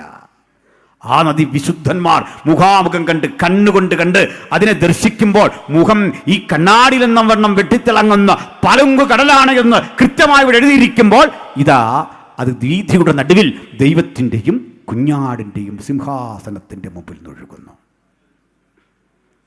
അപ്പോൾ പിന്നെ ഈ നദിക്ക് എന്തു പറ്റും? എത്ര ചിന്തിച്ചിട്ടും പെട്ടെന്ന് ഉത്തരം തരാൻ കഴിയാത്ത, പിടിതരാൻ കഴിയാത്ത ഈ നദിയെ ഏതെങ്കിലും വിധത്തിലൊന്ന് ഒഴുക്കാൻ ശ്രമിച്ചാൽ ഒരു ഉത്തരം കിട്ടും. ഈ നദി ഈ മനോഹരമായ പുതിയ യെരൂശലേമിൻ്റെ വീഥികളിൽ ഓരോ ഇടങ്ങളിലും ഒഴുകി ഒഴുകി ഒഴുകി ഒഴുകി നിർബാധം സഞ്ചരിച്ച് സഞ്ചരിച്ച് സഞ്ചരിച്ച് എവിടെ നിന്ന് നദി പുറപ്പെട്ടോ ആ സ്ഥലത്തേക്ക് ചെന്ന് ചേരുന്ന രംഗം ഒന്നോർത്താട്ടെ. അങ്ങനൊരു നദിക്കും ഒഴുകാൻ പറ്റില്ലെങ്കിൽ വിഭിന്നമായൊരു നദി ദൈവപരിജ്ഞാനത്തിൻ്റെ സമഗ്രതയിൽ ഒരുള്ളി വെള്ളത്തിനും നഷ്ടമില്ലാത്ത വിധത്തിൽ ആ നദി സദാ ഇങ്ങനെ ഒഴുകിക്കൊണ്ടിരിക്കുന്ന മനോഹാരിത, ആ മനോഹാരിതയുടെ തീരത്ത് വിളർന്ന മഹാസംസ്കാരമാണ് പുതിയ യെരൂശലേം. അതാണ് അബ്രഹാം ഹൃദയത്തിൽ ദർശനം കണ്ടത്. അത് കണ്ടതുകൊണ്ട് ആ വിളിയുടെ പിന്നാലെ അബ്രഹാം ഇറങ്ങിത്തിരിച്ചതെങ്കിൽ ഈ രാത്രി വചനം കേൾക്കുന്നവരെ നമുക്ക് ഒരു യാത്രയുണ്ട്. ആ ശബ്ദമാണ് നമ്മളെ ഇന്ന് രാത്രി വിളിക്കുന്നത്. വരിക എന്ന ആത്മാവും മണവാട്ടിയും പറയുന്നത് ഞാൻ കേട്ടു. ഈ ശബ്ദത്തിന്റെ പിന്നാലെ ഇറങ്ങിത്തിരിച്ചാർക്കും പരാജയപ്പെടാൻ ഇടവരാത്ത വിധത്തിൽ ആ ശബ്ദം സ്വാന്തനമായി, ദൈവകൃപയായി, വിടുതലായി, രോഗശാന്തിയായി, പ്രതിസന്ധികളുടെ മീതെ അത്ഭുതമായി നമ്മുടെ മതത്തിൽ വ്യാപരിക്കുന്നെങ്കിൽ, അകത്തും പുറത്തും ആ ശബ്ദം കൂടാതെ ഒരാളെങ്കിലും ഇന്ന് രാത്രി ഇരിക്കുന്നെങ്കിൽ വരിക. അവന്റെ അരികിലേക്ക് ജീവജലത്തിന്റെ ഉറവെ നമുക്ക് ദാനം ചെയ്യാൻ കഴിയുന്ന ആ ദൈവപുത്രന്റെ പാദാന്തിക നമുക്ക് അടുത്ത് വരാം. ഹല്ലേലൂയ. ഇവിടെ വീണ്ടും ചില കാഴ്ചകൾ കാണാം. വായിക്കാം, തുടരാം. നദിക്ക് ഇക്കരെയും അക്കരെയും ജീവവൃക്ഷമുണ്ട്. അത് 12 വിധം ഫലം കായ്ച്ച് മാസം തോറും അതത് ഫലം കൊടുക്കുന്നു. ഇതാകെ കുഴപ്പമായി. മാസം എങ്ങനെ കണ്ടുപിടിക്കും? കാരണം രാത്രി അവിടെ ഇല്ല. രാത്രി അവിടെ ഇല്ല. ഞാനൊരു ശബത്തുകാരനോട് ചോദിച്ചതാണ്. ക്ഷമിക്കണം, ഈ ഭൂമിയുടെ 2 ധ്രുവങ്ങളുണ്ടല്ലോ. ഞാൻ ഈ ഡിബേറ്റിന് ഗ്ലോബും കൊണ്ട് പോകുന്നു പറഞ്ഞു വലിയ പരാതിയാണ്. പക്ഷേ അതുകൊണ്ട് പോയാൽ ചിലരെ ചുറ്റിക്കാനുള്ള സാധനം അതിനകത്തുണ്ടതാണ്. എന്നാ കൊണ്ടുവന്നേ 2 ധ്രുവങ്ങളെ. ഇവിടെ 6 മാസം പകലും 6 മാസം രാത്രി. ഇവിടെ 6 മാസം പകലും 6 മാസം രാത്രി. എനിക്ക് ശബത്തൊന്ന് ആചരിക്കണം ഇവിടെ നിന്ന്. നിങ്ങളുടെ സ്വന്തം കണക്ക് വേണ്ട, ബൈബിളിൽ തരണം. ഊഹമൊക്കെ കൈവച്ചാൽ മതി. എനിക്ക് ശബത്തൊന്ന് ആചരിക്കണം എന്നാണ് ദൈവം സ്വസ്ഥമായിരിക്കുന്നത്. ഇയാളെന്നോട് പറയാ, എടോ ഇയാളൊരു അഹങ്കാരിയാണെന്ന് എനിക്ക് ഒറ്റ നോട്ടത്തിൽ മനസ്സിലായാന്ന്. ആലോചിച്ച് നോക്കി, ഞാൻ എന്തോ ചെയ്യുന്നത്? ദാവീദ് പറഞ്ഞൊരു വാക്കല്ല ഞാൻ പറഞ്ഞുള്ളൂ. ഇത് വെച്ചിട്ട് അപ്പോൾ ചിലയിടത്ത് ഈ കണക്ക് പറ്റില്ല. കാരണം ശബത്ത് പ്രാദേശികമാണ്. അന്ന് നമുക്ക് ശബത്തുണ്ടോ? ഉണ്ട്. നമ്മളാ ശബത്തുകാർ കേട്ടോ. എന്താ കാര്യം? ബൈബിളിലൊരു ശബത്തുണ്ട്. 7 ദിവസങ്ങളുടെ കണക്കെടുത്താൽ 6 ദിവസങ്ങളിലും പറയും സന്ധ്യയായി ഉഷസ്സുമായി. 1-ാം ദിവസം, 2-ാം ദിവസം, 7-ാം ദിവസം സന്ധ്യയില്ല, ഉഷസ്സുമില്ല. പിടിയോ? സന്ധ്യയായി ഉഷസ്സുമായി 7-ാം ദിവസം കണിയോ ഇല്ല. അപ്പം നിങ്ങൾ ഉദ്ദേശിച്ച സംഭവമല്ലത്, സംഗതി വേറെയാ. എന്താണെന്നറിയാൻ എബ്രാലേനെക്കാണ്ട് പറഞ്ഞാൽ പറയും ആ ദിവസമേ തമ്പാനടുത്ത് ഇങ്ങനെ പൂട്ടി വെച്ചേക്കുക തൽക്കാലം. ഒരു ദിവസം എടുക്കും. ദൈവത്തിൻ്റെ ജനത്തിന് ഒരു ശബത്തനുഭവം ശേഷിച്ചിരിക്കുന്നു. ഇത് റീപ്ലേസ് ചെയ്യുന്ന ഒരു ദിവസം വരുമെന്ന് മാറ്റി വെച്ചിരിക്കുക. അത് നമുക്ക് വേണ്ടി മാറ്റി വെച്ചിരിക്കുകയാണ് ശബത്ത്. എന്തിനാ? യഹോവയായ ദൈവം നമ്മോടുകൂടെ വസിക്കേണ്ടതിന്, നമ്മോടുകൂടെ സമയം ചിലവഴിക്കേണ്ടതിന്. ഒരു പ്രത്യേകത ഉണ്ട്, എൻഡ് ലെസ് ടൈം. സമയമില്ലാത്ത സമയക്രമത്തിൽ ഇങ്ങനെ സഞ്ചരിച്ചു പോകുന്ന ഒരു നവീന കലണ്ടർ അവിടെ. മനസ്സിലായില്ലേ? ക്ഷമിക്കണം, വേദപണ്ഡിതന്മാരൊക്കെ എന്നെ തിരുത്തണം. ഞാനോട് ചോദിച്ചു, ഈ മധ്യാകാശത്തിൽ 7 വർഷം താമസിക്കുമെങ്കിൽ കലണ്ടർ ഏതാണ്? മനോരമയാണോ? പറ, ഏത് കലണ്ടറാണ്? ഉത്തരം തരികയല്ല. പിന്നെ അതും ഇതൊക്കെ പറഞ്ഞിട്ട് കാര്യമില്ല. ഫേസ്ബുക്കിൽ കമൻ്റ് ഇട്ടിട്ട് കാര്യമില്ല, ആൻസർ പറയണം. സുഹൃത്തെ, ഭൂമിയിലെ സമയക്രമം പോയി അവരതിനെ ഓർക്കത്തില്ലെന്ന്. പുതിയ സമയക്രമമാണ്. അല്ല മധ്യാകാശത്തിൽ മണിപ്പന്തലിട്ട് നമ്മൾ ഭക്ഷണം കഴിക്കുമെന്നൊക്കെ പറഞ്ഞാൽ അത് അതിസാഹസികതയാണ്. ജോസ് പാസ്റ്ററെ മധ്യാകാശി മണിപ്പന്തലിട്ട് ഫുഡ് കഴിക്കാമെന്ന് ഓർക്കണ്ട. അങ്ങനെ വെളിപ്പാട് ദിവസം വായിച്ചാൽ മനസ്സിലാകും ഈ മണിപ്പന്തലിടുന്ന എതിർ ക്രിസ്തുവാണ്. ചിലക്കറിയില്ല, വായിച്ചു നോക്കറിയാം മണിപ്പന്തൽ ആരാ ഇടുന്നതെന്നൊക്കെ. ഞാനതൊന്നും അധികം പറഞ്ഞൊരു പ്രയാസം ഉണ്ടാക്കുന്നില്ല. വചനം പഠിക്കാത്ത എത്ര പാട്ടുകൾ. ഈ പാട്ടൊക്കെ കേൾക്കുമ്പോൾ എനിക്ക് ചെയ്യാൻ തോന്നുന്ന കാര്യം എന്താ ഇപ്പം ചെയ്യുക, മനസ്സിലായില്ലേ? ചുരുക്കി പറഞ്ഞാൽ ഇതിൻ്റെ സമയക്രമം മാറും. അത് ഞാനിന്ന് വ്യക്തമാക്കാം. എന്താ ഈ സമയം നിർവചിക്കാമോ? What is time? എൻ്റെ മോനൊരിക്കൽ പറഞ്ഞു, ഈ ഫിസിക്സ് ഭയങ്കര കട്ടിയാണ്. ഞാൻ പറഞ്ഞത് പലരും എന്നോട് പറഞ്ഞിട്ടുണ്ട്. നമുക്കൊരു കാര്യം ചെയ്യും, ഫിസിക്സ് എന്ന് പറയുന്ന ഒരു ശാസ്ത്രം തന്നെ ലോകത്തിൽ നിന്ന് എടുത്ത് കളയാം, പപ്പ സഹായിക്കാം. പക്ഷെ നീ അതിനുമ്പ് ഒരു പണി ചെയ്യണം. അതെന്താ? ഒറ്റ പണിയുള്ളൂ. ഐൻസ്റ്റീൻ്റെ ജനറൽ തിയറി ഓഫ് റിലേറ്റിവിറ്റി എന്നൊന്നുണ്ട്. ഇത് തെറ്റാന്ന് അങ്ങ് സ്ഥാപിച്ചാൽ മതി. ഫിസിക്സ് ആ വഴി അങ്ങ് പോയിക്കോളും. പിന്നെ അങ്ങനെ ഒരു സാധനം ഉണ്ടാവില്ല. കാരണം ഇത് മുഴുവൻ താങ്ങി നിർത്തുന്ന സാധനമാണ് general theory of relativity of Einstein, Albert Einstein. ഇതിനകത്തേക്ക് കിടക്കുന്ന ആപേക്ഷികത ഒത്തിരി ഉണ്ട് കേട്ടോ. അത് ഐൻസ്റ്റൈൻ്റെ വിശദീകരണം അനുസരിച്ച് ടൈം, സ്പേസ് ആൻഡ് മാറ്റർ 3 ഘടകങ്ങളാണ്. സമയം, സ്പേസ് ആൻഡ് മാറ്റർ, പദാർത്ഥം. ഇത് 3മാണ് ശാസ്ത്ര സിദ്ധാന്തങ്ങളുടെ അടിസ്ഥാനം. സമയം വേണം, പിന്നെ സ്പേസ്, പിന്നെ പദാർത്ഥം. ഇവയുടെ പരസ്പര വിന്യാസമാണ്, അല്ലെങ്കിൽ ഇതിൽ നടക്കുന്ന പ്രവർത്തനങ്ങളോ പ്രതിപ്രവർത്തനങ്ങളോ ശാസ്ത്ര സിദ്ധാന്തങ്ങളുടെ ആകത്തുക. അങ്ങനെയൊക്കെ ബൈബിളിലേക്ക് വരാം. ആദിയിൽ സമയം വന്നോ നോക്കിയേ. ടൈം ആദിയിൽ ദൈവം, സ്വർഗങ്ങൾ, സ്പേസ് വന്നു, ഭൂമി, മാറ്റർ വന്നു. ഈ പുസ്തകം തുടങ്ങുന്നതേ ഫിസിക്സിലാണ്. ഈ പുസ്തകം വന്നു കഴിഞ്ഞാൽ ഫിസിക്സ് ശാസ്ത്ര സിദ്ധാന്തമായിട്ട് നിങ്ങൾ പഠിച്ചു തുടങ്ങി. Time, space and matter. മനസ്സിലായോ? ഇനി ഞാൻ പറയുന്ന അബദ്ധമാണെങ്കിലേ, കെമിസ്ട്രിയിലും ഫിസിക്സിലും അഗാധ പാണ്ഡിത്യമുള്ള ഒരാൾ നമുക്ക് സ്വന്തമുണ്ട്. നമ്മുടെ മാത്യു പി തോമസ് സാറ്. സാറിനെ അടുത്ത കാലത്ത് വിളിച്ചു പറഞ്ഞു, മോനെ ഞാൻ പുതിയ ചില കണ്ടെത്തലുകൾ നടത്തിയിട്ടുണ്ട്, എൻ്റെ ആ പ്രസംഗമൊക്കെ കേട്ടു, ഒത്തിരി ഇൻഫർമേഷൻ ഞാൻ പുതിയത് തരാം.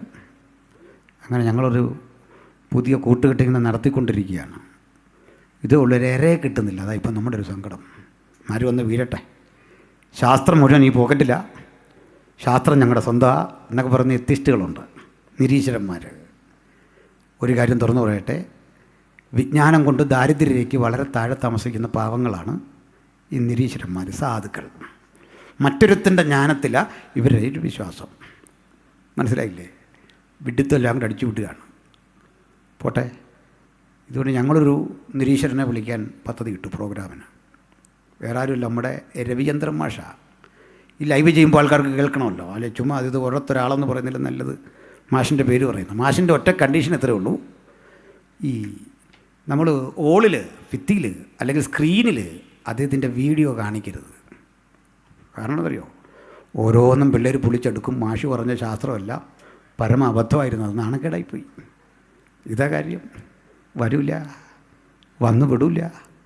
എന്താ വന്നുവിടാത്ത? നമ്മുടെ അറിവല്ല ഇതിൻ്റെ ആധാരം. ഈ പുസ്തകം തരുന്ന കോൺഫിഡൻസ്, ഇത് തരുന്ന ധൈര്യം, ഇത് തരുന്ന ബലം.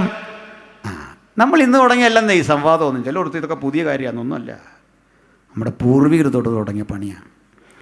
അപ്പല്ലോസ്, പൗലോസ്, ബർണബാസ് 3 പേരുടെ പണി എന്നാണെന്നറിയോ? ഒരുത്തൻ്റെ അനുഭവം ലൂക്കോസ് എഴുതിയ, അവൻ അവരെ മിണ്ടാതാക്കി. അടുത്ത ആളിൻ്റെ കാര്യം പറയാ, ക്രിസ്തു തന്നെ ദൈവപുത്രൻ എന്ന് തെളിയിച്ചു. ഒരാളുടെ ജോലിയുണ്ടോ? അടുത്ത ആളിൻ്റെ കാര്യം പറയാ, അവൻ അവരെ പരസ്യമായി ഖണ്ഡിച്ചു കളഞ്ഞു. ഈ പൈതൃകമാണ് നമ്മുടെ സിരകളിൽ ഓടുന്നത്. മനസ്സിലായില്ലേ? നമ്മൾ നോക്കൊന്നുമില്ല, വിജയം നമുക്കുള്ളതാണ്. ഇനി ഒന്നുകൂടി പറയാം. എന്നാൽ ഈ ആദിയിൽ പറയാം. സമയം കണ്ടെത്തുക പാടാം. അതുപോലെ ഈ സമയം എന്ന് പറയുന്നത് വാസ്തവത്തിൽ ഒരു സങ്കല്പമാണ്, യാഥാർത്ഥ്യമല്ല. സമയം ഒരു യാഥാർത്ഥ്യമല്ല, ഒരു സങ്കല്പം. അനുഭവിക്കാൻ പറ്റുന്നില്ലെങ്കിൽ സമയം എന്നതിന് അർത്ഥമില്ല. ടൈം എന്ന് പറയുന്നത് ഈ ആക്ടിവിറ്റികളുടെ ഇടയിലെ മൂവ്മെൻ്റാണ്. രണ്ട് ആക്ടിവിറ്റികൾ, സംഭവങ്ങളില്ലെങ്കിൽ സമയമില്ല. ഉദാഹരണം, ആകാശഭൂമികളെ സൃഷ്ടിക്കുന്നില്ല എങ്കിൽ സമയം നിങ്ങൾക്ക് കാൽക്കുലേറ്റ് ചെയ്യാൻ പറ്റില്ല. എന്നൊരു സംഭവം വേണം. അത് കറക്റ്റ് അറിയാൻ നമ്മുടെ പഴയ അമ്മച്ചിമാർക്കാണ്. അതാ സ്കൂളിൽ ചേർക്കാൻ പറയുന്നത് വെള്ളപ്പൊക്കത്തിൻ്റെ സമയത്താണ് ഇവനുണ്ടായത്. സംഭവമില്ല, സമയമില്ലെന്ന് കണക്ക് കൂട്ടാൻ പറ്റില്ല. ഇൻസിഡൻസ് ചൂണ്ടിക്കാണിച്ചേ പറയാൻ പറ്റൂ സമയം. അപ്പോഴെന്ത് ചെയ്യും? പറയാം. ആദിയിൽ നമുക്ക് മുമ്പോട്ടൊരു വരയിടാം, ഒരു ഡോട്ട്. ഇനി ഇങ്ങനെ പോവാ. ദൈവം സ്വർഗങ്ങളെ ഭൂമിയെ സൃഷ്ടിച്ചു, സന്ധ്യയായ ഉഷസ്സുമായി. അങ്ങനെ വന്ന് ഈ 2024 വരെ ഇതാ ഇങ്ങനൊരു രേഖ വരച്ചു പോകാം. അതാ ലോകം ചെയ്യുന്നത്. ഞങ്ങളുടെ വര അങ്ങനല്ല. ഞങ്ങളുടെ വര ഒരു രേഖയല്ല. നിങ്ങളുടെ വര ശാസ്ത്രമായിട്ട് ഒക്കില്ല സാറേ. എന്താ കാര്യം എന്നറിയണ്ടേ?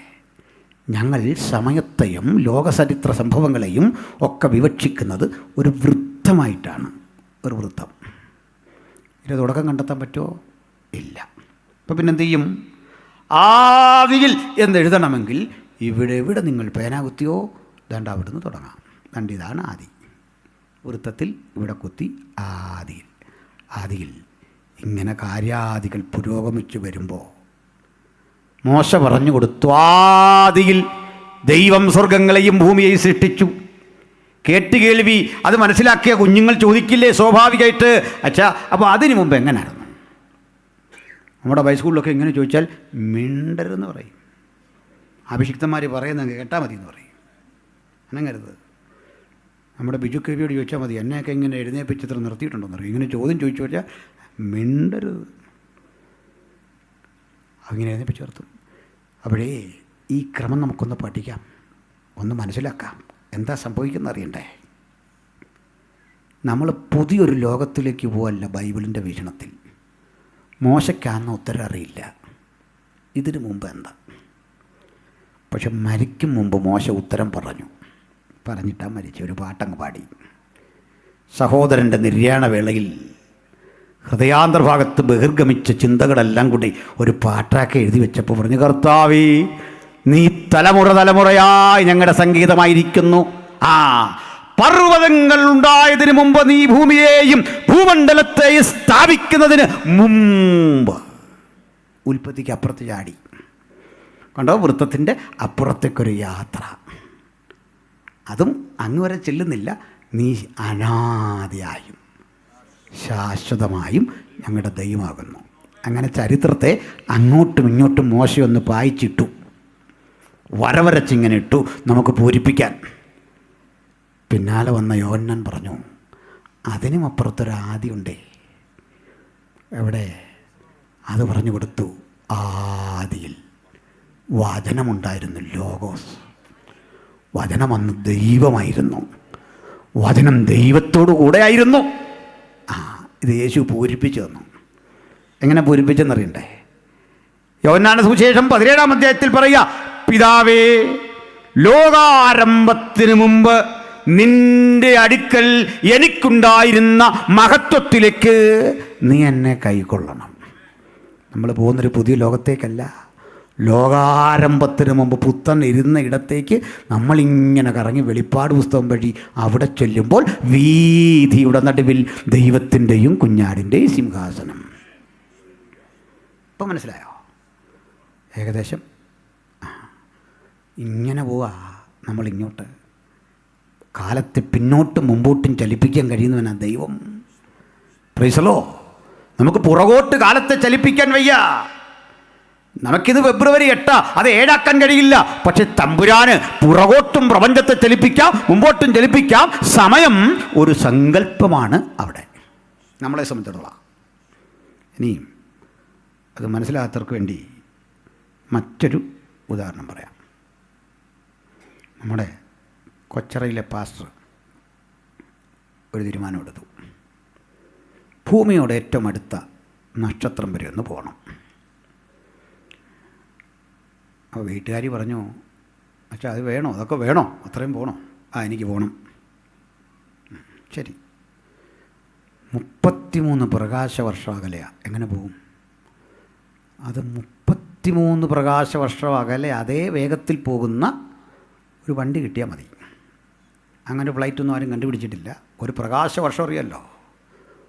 അപ്പോൾ 33 പ്രകാശവർഷം ഏറ്റവും അടുത്താണ്. പാസ്റ്റർക്ക് അവിടെ പോകാൻ ഭൂമിയിലെ 33 ദിവസം മതി.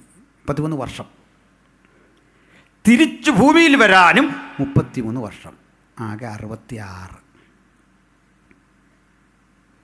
തിരിച്ചു വരുമ്പോഴേക്ക് നമ്മളെയൊക്കെ ഒന്ന് പരിചയപ്പെടാൻ നോക്കുമ്പോൾ നമ്മളാരും ഇവിടെ ഇല്ല. കാരണം 66 വർഷം കഴിഞ്ഞു. അദ്ദേഹത്തിൻ്റെ കൊച്ചുമക്കളൊക്കെ ഇപ്പോൾ അപ്പച്ചന്മാരായി. പക്ഷെ പുള്ളിക്ക് ഒരു മാറ്റമില്ല. ഇച്ചിരൂടെ സുന്ദരനായിട്ട് വന്നിരിക്കുക. അദ്ദേഹം വന്ന് പുള്ളിക്കാരിയെ വിളിക്കുന്നില്ല, മക്കളെ വിളിക്കുന്നു. അവസാനം ചോദിച്ചു ആരാന്ന് ചോദിച്ചപ്പോൾ പറയും ഇന്നാരാ. പിന്നെ മനസ്സിലാകും, നീ 66 വയസ്സുള്ള പിള്ളേർ അതിൽ ഓടി നടക്കുമ്പോൾ കൊച്ചുമക്കളാണ്. എന്താ കാര്യം എന്ന് പറഞ്ഞാൽ ഇദ്ദേഹത്തിനൊന്നും വരാഞ്ഞേ വേഗത കാരണം ഈ സ്ഥലവും കാലവും ഒന്നും തന്നെ സ്വാധീനിച്ചില്ല. ഭൂമിയിലെ ഘടകങ്ങളൊന്നും സ്വാധീനിച്ചില്ല. പിടികിട്ടിയോ? അപ്പോഴേ ദൈവം എന്ന് പറയുന്ന വ്യക്തി സ്ഥലം ബാധിക്കില്ല, സമയം ബാധിക്കില്ല, പദാർത്ഥം ബാധിക്കില്ല. മനസ്സിലായില്ല? ഒന്നുകൂടെ പറയാം. നമ്മളിത് പ്രാർത്ഥിക്കുക, കർത്താവേ നിൻ്റെ സാന്നിധ്യം ഞങ്ങളുടെ മധ്യത്തിലേക്കൊന്ന് അയക്കണേ.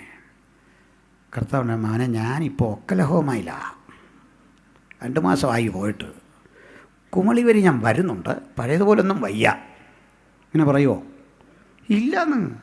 കാരണം ഒക്കലഹോമായിലും ചന്ദനിലും ഇവിടെ ഒറ്റ ദൈവം ഒരുപോലെ. മലയാളത്തിൽ മനോഹരമായൊരു പരിഭാഷയാണ്. ഗതിഭേദങ്ങളുടെ ആച്ഛാദനമില്ല. ഒരെഫക്റ്റും അവനെ ബാധിക്കില്ല. സ്തോത്രം. Praise the Lord. ഇനി അടുത്തൊരു കാര്യമുണ്ടേ. ഈ സമയം ഇതുപോലൊരു സങ്കല്പമാണെങ്കിൽ സ്വർഗത്തിലെ സമയക്രമം ഭൂമിയിലെ സമയക്രമത്തോടൊരു ബന്ധമില്ല. ഉൽപ്പത്തിയിലെ കാര്യം ഒന്ന് പറഞ്ഞു തീർക്കട്ടെ. സന്ധ്യയായി കണ്ടോ, ദിവസം തുടങ്ങുന്ന സന്ധ്യ എന്നാണ്. നമ്മുടെ കൺവെൻഷൻ തുടങ്ങുന്ന സമയത്താണ് സന്ധ്യയായി, ഉഷസ്സുമായി 1-ാം ദിവസം. നമ്മുടെ സങ്കല്പം നേരം ഉദിച്ചു നേരം ഇരുട്ടി. നോ, അത് തിരിച്ചായ ഏതന്യ സങ്കല്പം. പർദീസയുടെ സങ്കല്പം മറ്റൊന്ന്, സന്ധ്യയായി ഉഷസ്സുമായി 1-ാം ദിവസം. ഇതേ നമ്മൾ ഈ കണ്ട 24 hours അല്ല, ആ സംഭവമല്ല. എന്താ തെളിവെന്നറിയണ്ടേ? ആകാശഭൂമികളെ, ചരാചരങ്ങളെ, നക്ഷത്രങ്ങളെ ഒക്കെയുള്ള വിശ്വം, ഈ പ്രപഞ്ചത്തിൻ്റെ ഒരു ദിവസമാണ് പറയുന്നത്. കോസ്മിക് ഇയറാണ്. അതിനകത്ത് ഒരു ചെറിയ കറക്കമായി ഭൂമി. ഭൂമിക്ക് ചുറ്റും ദാ ഇങ്ങനെ ചന്ദ്രൻ, 2 പേരും ചേർന്ന് സൂര്യന് ചുറ്റും ദാ ഇങ്ങനെ. അതല്ല, അങ്ങനെ വന്ന് പ്രായം ബാധിക്കാത്തവനായി ആദം. ഒരുത്തൻ പറഞ്ഞ ആദം 930 വർഷം വരെ ജീവിച്ചിരുന്നുള്ളൂ, ഭൂമിക്ക് 6000 വർഷമാണ്. എൻ്റെ അടുത്ത് പറഞ്ഞു. ഞാൻ പറഞ്ഞ ആദമിൻ്റെ 1 വയസ്സൊന്ന് കൂട്ടിത്താ. എന്നായിരുന്നു ആദമിൻ്റെ 1 വയസ്സ്? അങ്ങനെ പറയാം, അത് താങ്കൾ കൂട്ടാൻ. ഞാൻ പറഞ്ഞു ഞാനല്ലല്ലോ ആർഗ്യുമെൻ്റ് കൊണ്ടുവന്നേ, ഇങ്ങേറെ ആർഗ്യുമെൻറ്റിന് ഞാനാണോ എവിഡൻസ് കൊണ്ടുവന്നത്? അങ്ങനല്ല. എന്താണെന്നറിയണ്ടേ? പാപം ചെയ്യാത്ത ആദമിന് പ്രായമില്ല എന്ന് പിടിയിട്ടില്ല. എന്താണ് ഈ പ്രായം? പറയാം. കാലം നമ്മെ ആക്രമിക്കുന്നതാണ് പ്രായം. കാലം നമ്മളെ ആക്രമിക്കുന്നില്ലെങ്കിൽ തല നരയ്ക്കില്ല, കണ്ണ് കുഴിയില്ല, കവളൊട്ടൂല, കാഴ്ച കുറയില്ല, ഓർമ്മശക്തി കുറയില്ല, ഒരുപോലെ ഇരിക്കുന്ന ഒരു മാറ്റം ഉണ്ടാവില്ല. പക്ഷേ ഇപ്പോൾ ഇതൊക്കെ ഉണ്ടാകാൻ കാരണം എന്തറിയണ്ടേ? നമ്മളെ മരണത്തിലേക്ക് പതുക്കെ നടന്നെടുക്കുക. ഓരോ പ്രായം ഓർപ്പിക്കുന്ന അതാണ്. ഞാൻ വീട്ടിൽ 3 മക്കളെ ഇരുത്തി ഇത് ക്ലാസ് എടുത്ത ശേഷം അവർക്ക് ബർത്ത്ഡേ ആഘോഷിക്കാൻ ഒരു താല്പര്യമില്ല.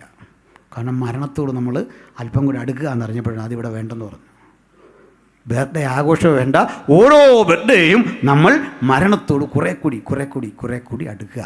നമ്മളെ ഇങ്ങനെ മരണം വഴി കടത്തിവിട്ട് ശുദ്ധീകരിച്ച് പുതുമനുഷ്യനായി ഉയർപ്പിച്ച് അല്ലെങ്കിൽ രൂപാന്തര ശരീരികളായി പുതുലോകത്തേക്ക് കൊണ്ടുപോകണം. പാപം ചെയ്യുന്നില്ലെങ്കിൽ ആദം അതേ ശരീരത്തിൽ യുഗായുഗങ്ങൾ വസിക്കും. അതിനാ ജീവവൃക്ഷം, നന്മതിന്മകളെക്കുറിച്ചുള്ള അറിവിൻ്റെ വൃക്ഷം. ഇതൊന്നും കാണാൻ വച്ചല്ല, ഇത് സമയത്തിന് കൊടുക്കാൻ വച്ച, ഇപ്പോഴല്ല, നമുക്ക് തോന്നുമ്പോഴല്ല. തെളിവെന്താ അറിയണ്ടേ? ജയിക്കുന്നവന് ഞാൻ ജീവവൃക്ഷത്തിൻ്റെ ഫലം കാണാൻ കൊടുക്കുമെന്നല്ല, തിന്മാൻ നമുക്ക് വച്ചിരിക്കുന്ന ഒരു ദിവസം. എന്നിട്ടേ മനുഷ്യൻ ആ വിധത്തിൽ അഭിവൃദ്ധിപ്പെട്ട് പൊതുവാന ലോകത്തിലേക്ക് പറിച്ചു നട്ട് അതിൻ്റെ ക്യാപിറ്റൽ സിറ്റി എന്ന് വിശേഷിപ്പിക്കാവുന്ന തൻ്റെ കാന്തയായ സഭയും ആ കർത്താവ് ഒരുമിച്ചുള്ള ആ പുതിയ യെരൂശലേം എന്ന മനോഹര നഗരം കാട്ടിയിട്ട് ആ നഗരത്തിൽ ഇപ്പം നിങ്ങൾക്ക് കാണാം ഒരു പുതിയ സമയക്രമം, അവിടെ ഒരു പുതിയ മാസ സംവിധാനം. ആ മാസ സംവിധാനത്തിൻ്റെ ക്രമം പറയുകയാണ്. അവിടെ രാത്രിയില്ല. നമ്മുടെ ക്ലാസ്സിലെ പീരിയഡുകൾ പോലെ ഒരു സമയക്രമം വച്ചിട്ട് മാസത്തിൽ അതത് തരം ഫലം കായ്ക്കുന്ന 12 വിധ വൃക്ഷം. ഇനി അടുത്താണ് അയച്ചു അപകടം ഉണ്ടാക്കുന്ന അടുത്തൊരു പാദത്തിലൂടെ പോകാം. വൃക്ഷത്തിന്റെ ഇല ജാതികളുടെ രോഗശാന്തിക്ക് ഉതകുന്നു. കണ്ടോ? ഇപ്പോഴും ചില ആൾ വിചാരിച്ചിരിക്കുന്ന അവിടെ സ്കോപ്പ് ഉണ്ടെന്നാണ് ഈ രോഗശാന്തിക്ക്. മനസ്സിലായില്ലേ? അത്ഭുത വീരശൂര പരാക്രമികൾ കൊടുത്തിരിക്കുക, അവിടെയും വഴിയുണ്ടെന്ന്, അവിടെയും വിടുതലാണ്. അല്ല, ഞാൻ അടുത്ത കാലത്ത് പ്രസംഗിച്ചേ നിത്യതയിലും കർത്തൃമേശ ഉണ്ടെന്ന് പറഞ്ഞു. വലിയ വിവാദമായിപ്പോയി ആ പാഠ വിഷയം. ഇതൊക്കെ എന്തോ ഈ പറയുന്നത് ചോദിച്ചു. ഞാൻ ചങ്ങാതി ബൈബിളിൽ കിടക്കില്ലേ, മുന്തിരിവള്ളിയുടെ അനുഭവത്തിൽ നിന്ന് ഇനി ഞാൻ കുടിക്കണേ പിതാവിൻ്റെ രാജ്യത്തിലുള്ളെന്ന് പക്ക എഴുതി വെച്ചിട്ടില്ല. അതിൻ്റെ അർത്ഥം എന്താ? അവിടെ സംഭവമുണ്ട്, മനസ്സിലായോ? അവിടെ ഉണ്ട്. അതെന്തിനാണെന്നറിയണ്ടേ? നിത്യതയിൽ ചെന്നാലും മറക്കാൻ പാടില്ലാത്തൊരു കാര്യമുണ്ട്, ക്രൂശ്. ഞാൻ വരുവോളം എൻ്റെ മരണത്തെ പ്രസ്താവിക്കും. അവിടെ ചൊല്ലുമ്പോഴും ക്രൂശിനെ ഓർക്കുന്നത് എന്തിനാണെന്നറിയണ്ടേ? പിന്നെ അവിടുന്ന് തന്നെ അതിൻ്റെ കാർമ്മികൻ നമ്മോട് കൂടെ കർത്താവ് കൊണ്ട്. കാരണം ആ ക്രൂശ് മരണമാണ് നമ്മളെ ഇവിടെ എത്തിച്ചതെന്നുള്ള നന്ദി കരേറ്റാൻ അന്നും ഉണ്ടത്. വണ്ണൻ റൊട്ടിയൊന്നും ആയിരിക്കില്ല, മറഞ്ഞിരിക്കുന്ന മന്ന. ഹല്ലേലൂയ! ആരും ഇതുവരെ ടേസ്റ്റ് ചെയ്തിട്ടില്ലാത്ത സവിശേഷതയുള്ള മനുഷ്യൻ മല്ലന്മാരുടെ ഭോജനം തിന്നു, ശക്തന്മാരുടെ ആഹാരം ഭുജിച്ചുകൊണ്ട് ആ സങ്കല്പലോകമെന്ന് എന്ന് പറയാവുന്ന സങ്കല്പങ്ങൾക്ക് അതീതമായ ആ ലോകത്തിരുന്നു കൊണ്ട് നമ്മൾ കർത്താവിനെ ആരാധിക്കും. ഇനി ആ രോഗശാന്തി, ഇവിടെ കിടക്കുന്ന ഗ്രീക്ക് പദം, ഇതിൻ്റെ ഇല കഴിച്ചാൽ തെറാപ്പിയോൺ സംഭവിക്കും. തെറാപ്പിയോൺ, യു നോ വാട്ട് ഈസ് തെറാപ്പിയോൺ? നമ്മുടെ ജോയമ്മ ആൻറ്റി ഇവിടെ ഇരിപ്പുണ്ട്. ഇത് ഗ്രീക്കും ഹീബ്രു ഒക്കെ അരമായിക്കൊക്കെ അരച്ച് കലക്കി പഠിച്ച ഒരു കർത്തൃദാസിയാണ്. ഈ നാട്ടുകാരിയാണല്ലോ. ചോദിച്ചാൽ മനസ്സിലാവും. വാട്ട് ഈസ് തെറാപ്പിയോൺ? എന്താ തെറാപ്പിയോൺ എന്നറിയണ്ടേ? നിങ്ങൾക്കറിയാം തെറാപ്പി ആ പദമൊക്കെ വന്ന അവിടുന്ന്. നിങ്ങൾ ഈ മെഡിക്കൽ ലൈനിൽ ഉപയോഗിക്കുന്ന പല പദവും നമ്മുടെ പുസ്തകത്തിൽ നിന്ന് പോയതാ, നീനകത്തുനിന്ന് പോയതാ. ഗുനൈ, യേശു തൻ്റെ അമ്മയായി മറിയെ വിളിച്ചു ഗുനൈ, അർത്ഥം സ്ത്രീയെ. ഗുനൈ അതിൽ നിന്ന് ഗൈനക്കോളജി. പൈഡിയ അതാ കുഞ്ഞ്, പീഡിയാട്രീഷ്യൻ അതിൽ നിന്നുണ്ടാകുന്ന. ഒഫ്താൽമോസ് അതാ കണ്ണ്. ഞാൻ നിൻ്റെ ഹൃദയങ്ങളെയും ഉൾപ്പൂവുകളെയും അറിയുന്ന ദൈവം. എനിക്ക് എൻ്റെ കാർഡിയ കായ് നെഫ്രോൺ ഇത് രണ്ടും അറിയാവുന്ന. ഗ്രീക്കിൽ കിടക്കുന്ന ഇങ്ങനെ ചുരുക്കത്തിൽ നമ്മുടെ നിന്ന് പോയ സാധനമൊക്കെ ഉള്ളെന്ന്. ഇതൊക്കെ വെച്ചിട്ടാണ് ഞങ്ങളെ ശാസ്ത്രം പഠിപ്പിക്കാൻ വരിക. മനസ്സിലായില്ലേ? വളർന്നിട്ടില്ലതിന് ആകുമ്പോൾ ഞങ്ങൾ പറയാം. മനസ്സിലായില്ലേ?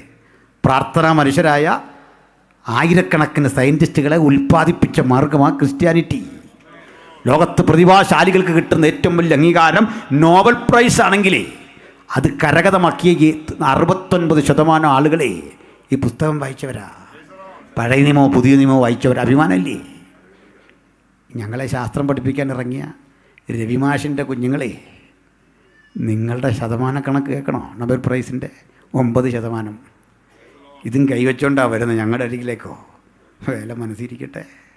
അത് കൈവച്ചാൽ മതി, എടുക്കൂല ഇങ്ങോട്ട്. എന്തിനാ പറഞ്ഞേ? ഈ പുസ്തകം പഠിച്ചവർക്കൊക്കെ ഒരു കാര്യം മനസ്സിലാവും.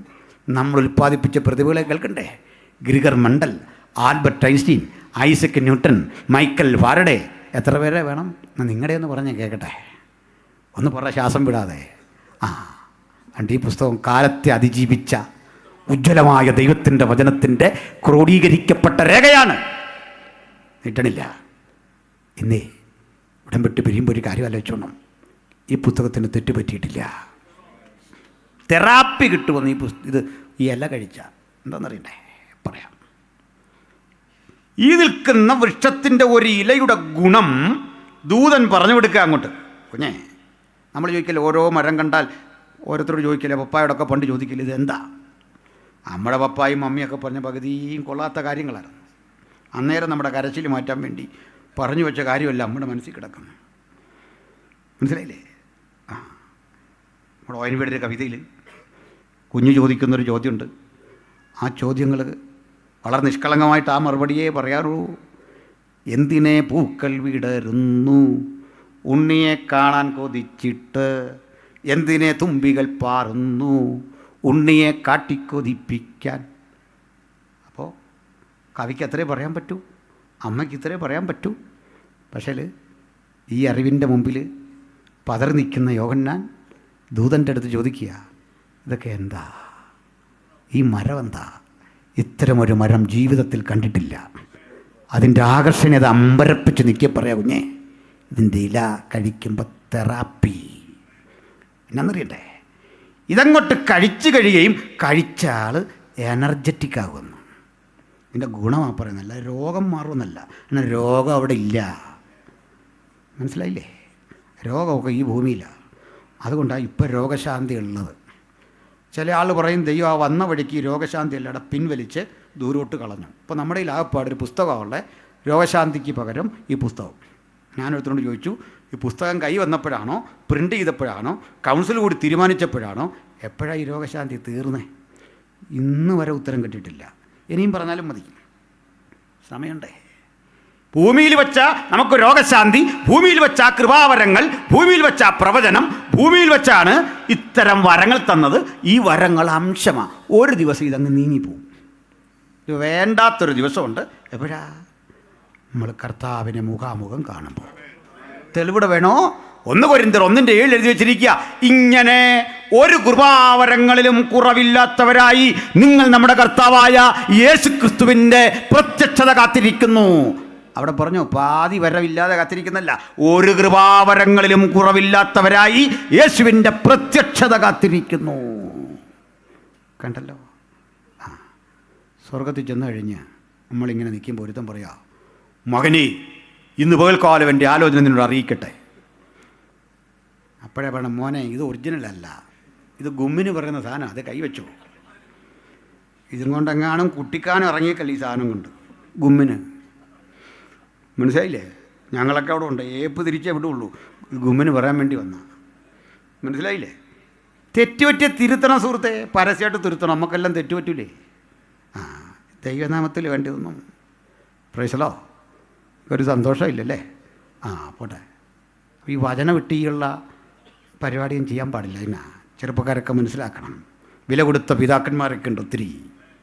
അവരുടെ ആ കഷ്ടതയുടെ ചങ്കുറപ്പിലാണ് ഞാനിവിടെ നിന്ന് പ്രസംഗിക്കുന്നത്. 50-60 വർഷമൊക്കെ ഇവിടെ വന്ന് ഈ പുസ്തകം ഒന്ന് വെക്കാനും ഒരു തുള്ളി വെള്ളം കുടിക്കാനും അവകാശവും അവസരമില്ലാതെ കഷ്ടപ്പെട്ടവരുടെ വിയർപ്പിൻ്റെയും കണ്ണീരിൻ്റെയും ഉത്തരമാണ് ഇന്നിവിടെ ഇരിക്കുന്നത്. പിരിയുമ്പോൾ ഒന്ന് പ്രാർത്ഥിച്ചോണം. ഒരു കാലഘട്ടം കഴിയുമ്പോൾ കോടാനുകോടി കരുത്തരായി വലിയൊരു സമൂഹത്തെ നമ്മുടെ മുമ്പിൽ തരാൻ ദൈവം ശക്തനാണ്. സ്തോത്രം. അപ്പോൾ ഇത് രോഗശാന്തി അല്ല. നമുക്ക് നിത്യത ചെല്ലുമ്പോൾ പ്രവചനം വേണ്ടാത്ത എന്താണെന്നറിയണ്ടേ? പറയടാ, പ്രവചനങ്ങളുടെ പൊരുളായവനെ, വെളിപ്പാടിൻ്റെ സ്രോതസ്സായവനെ ഞാൻ മുഖാമുഖം ഇങ്ങനെ കണ്ട് കെട്ടിപ്പിടിച്ച് ചുംബിച്ച് നിൽക്കവേ അംശമായതൊക്കെ ഭൂമിയിലേക്ക് കളഞ്ഞു. ഇനി ഒന്നും വേണ്ട. അതാ നിത്യത. ഒറ്റ പോയിൻ്റ് പറഞ്ഞ് ഞാൻ നിർത്താം. അപ്പോൾ ആ ടൈം എത്തും. ഇവിടെ ജോസ് പത്തനാപുരവും ജെറുസലേം വോയിസും സഹോദരന്മാരും നല്ല സൂപ്പർ പാട്ടാണ്. പക്ഷേ ഈ പാടിയ പാട്ടടക്കം പലതും നമുക്ക് സ്വർഗത്തിൽ വേണ്ട. ആരെ കുഴപ്പമില്ല, നമ്മളെല്ലാം പാടുന്ന പാട്ട് ഈ ഭൂമി കൊണ്ട് തീരേണ്ട പാട്ടുകളാണ് 90%. ചിലത് അങ്ങേയും കൊണ്ടുപോകാം. സ്തുതിഗീതം അവിടെയും വേണമല്ലോ. എന്നാൽ ചിലത് വേണ്ട. കർത്താവുതാൻ ഗംഭീരനാഥത്തോടും അവിടെ വേണ്ട. നമ്മൾ ചെന്നല്ലോ. അല്ല, നമ്മളെല്ലാം ഇങ്ങനെ ആരാധിച്ചുകൊണ്ടിരിക്കുമ്പോൾ സ്വർഗത്തിരുന്നൊരുത്തം പാടുക താവൂതാൻ മിണ്ടാടാന്ന് പറഞ്ഞു. ബൈറ്റേ അരേ ബൈറ്റോ അവിടെ ഇരി. പാട്ട് വേണ്ട അവിടെ. അതിനവിടെ സ്പേസ് ഇല്ല. എന്താണെന്നറിയണ്ടേ, നമുക്കിവിടുന്ന് പാടുമ്പോഴൊക്കെ സ്വർഗം ഒരു പ്രചോദനമാണ്. സ്വർഗത്തെക്കുറിച്ചുള്ള ഓർമ്മകൾ നമ്മളെ ഇവിടെ വെച്ച് പ്രചോദിപ്പിക്കും. എന്നാൽ സ്വർഗത്തിൽ ചെല്ലുമ്പോൾ അവിടുത്തെ പ്രധാന പാട്ട് സ്വർഗത്തെക്കുറിച്ചല്ല, തങ്കത്തെരു വീതിയല്ല, മനോഹരങ്ങളായ ഈ വീതിയുടെ നടുവിലെ സിംഹാസനമല്ല, ഇതുവഴി സ്വച്ഛന്തമൊഴുകുന്ന പളുങ്ക് നദിയല്ല. ഇതൊന്നുമല്ല. സ്വർഗത്തെ ത്രസിപ്പിക്കുന്ന, സ്വർഗത്തെ വികാരഭരിതമാക്കുന്ന ഒരു ഉള്ളടക്കം, അതിൻ്റെ ത്രെഡ്, അതിൻ്റെ പ്രമേയം ഭൂമിയിൽ നടന്ന ഒരു സംഭവം. ഭൂമിയിൽ എവിടെയെന്നറിയണ്ടേ? അങ്ങ് ഗോൽഗൊതായിൽ ചൊരിയുന്ന പുണ്യാക രക്തം കണ്ടിട്ടേ ദൂതഗണങ്ങൾ ആർത്തുപാടുക, അറുക്കപ്പെട്ട കുഞ്ഞാടേ നിനക്കു മഹത്വം, നീ അറുക്കപ്പെട്ടു, നിന്റെ രക്തം കൊണ്ട് സകല ഗോത്രത്തിലും ജാതിയിലും ഭാഷയുമുള്ള ഞങ്ങളെ ദൈവത്തിനായി വിലക്കി വാങ്ങി. അപ്പം നിത്യതയിൽ ചെന്നാലും ക്രൂശീകരണം പാടാവുന്ന പാട്ടാണെന്ന്. അതാ ക്രൂശിൻ്റെ പവർ. ആ ക്രൂശിനെ ഇന്ന് രാത്രി ഉയർത്തിക്കൊണ്ട് അങ്ങയുടെ ദാസന്മാരാ ഞങ്ങൾ ചേർന്ന് ഒരേ സ്വരത്തിൽ ആ ക്രൂശിൻ്റെ മഹത്വവും ക്രൂശിക്കപ്പെട്ടവന്റെ മഹത്വവും ഇങ്ങനെ പ്രസ്താവിച്ചു കൊള്ളുന്നു. അവന്റെ പുത്രനായ യേശുവിന്റെ രക്തം സകല പാപവും പോക്കി നമ്മെ ശുദ്ധീകരിക്കുന്നു. അവന്റെ രക്തത്തിൽ നമുക്ക് അതിക്രമങ്ങളുടെ മോചനമുണ്ട്. ആ മോചനം കൂടാതെ ഒരാൾ അകത്തോ പുറത്തോ ഉണ്ടെങ്കിൽ ഇന്ന് രാത്രിയാകുന്ന സുപ്രസാദകാലം, ഇപ്പോഴാകുന്ന രക്ഷാദിവസം, ഈ രക്ഷയ്ക്ക് ഹൃദയത്തെയും മനസ്സിനെയും ശരീരത്തെയും സമർപ്പിച്ചുകൊണ്ട് ഉജ്ജ്വലമായ ക്രിസ്ത്യ ജീവിതം നയിപ്പാൻ, ആ യേശുവിന് വേണ്ടി നിലകൊള്ളാൻ വചനം കേട്ട ഏവർക്കും അത്യുന്നതൻ കൃപയും ഭാഗ്യവും പ്രാപ്തിയും നൽകട്ടെ എന്നാഗ്രഹിച്ചും പ്രാർത്ഥിച്ചും ഞാനിപ്പോൾ സംഭരിക്കുന്നു. ദൈവം നമ്മെ സഹായിക്കട്ടെ. ആമേൻ.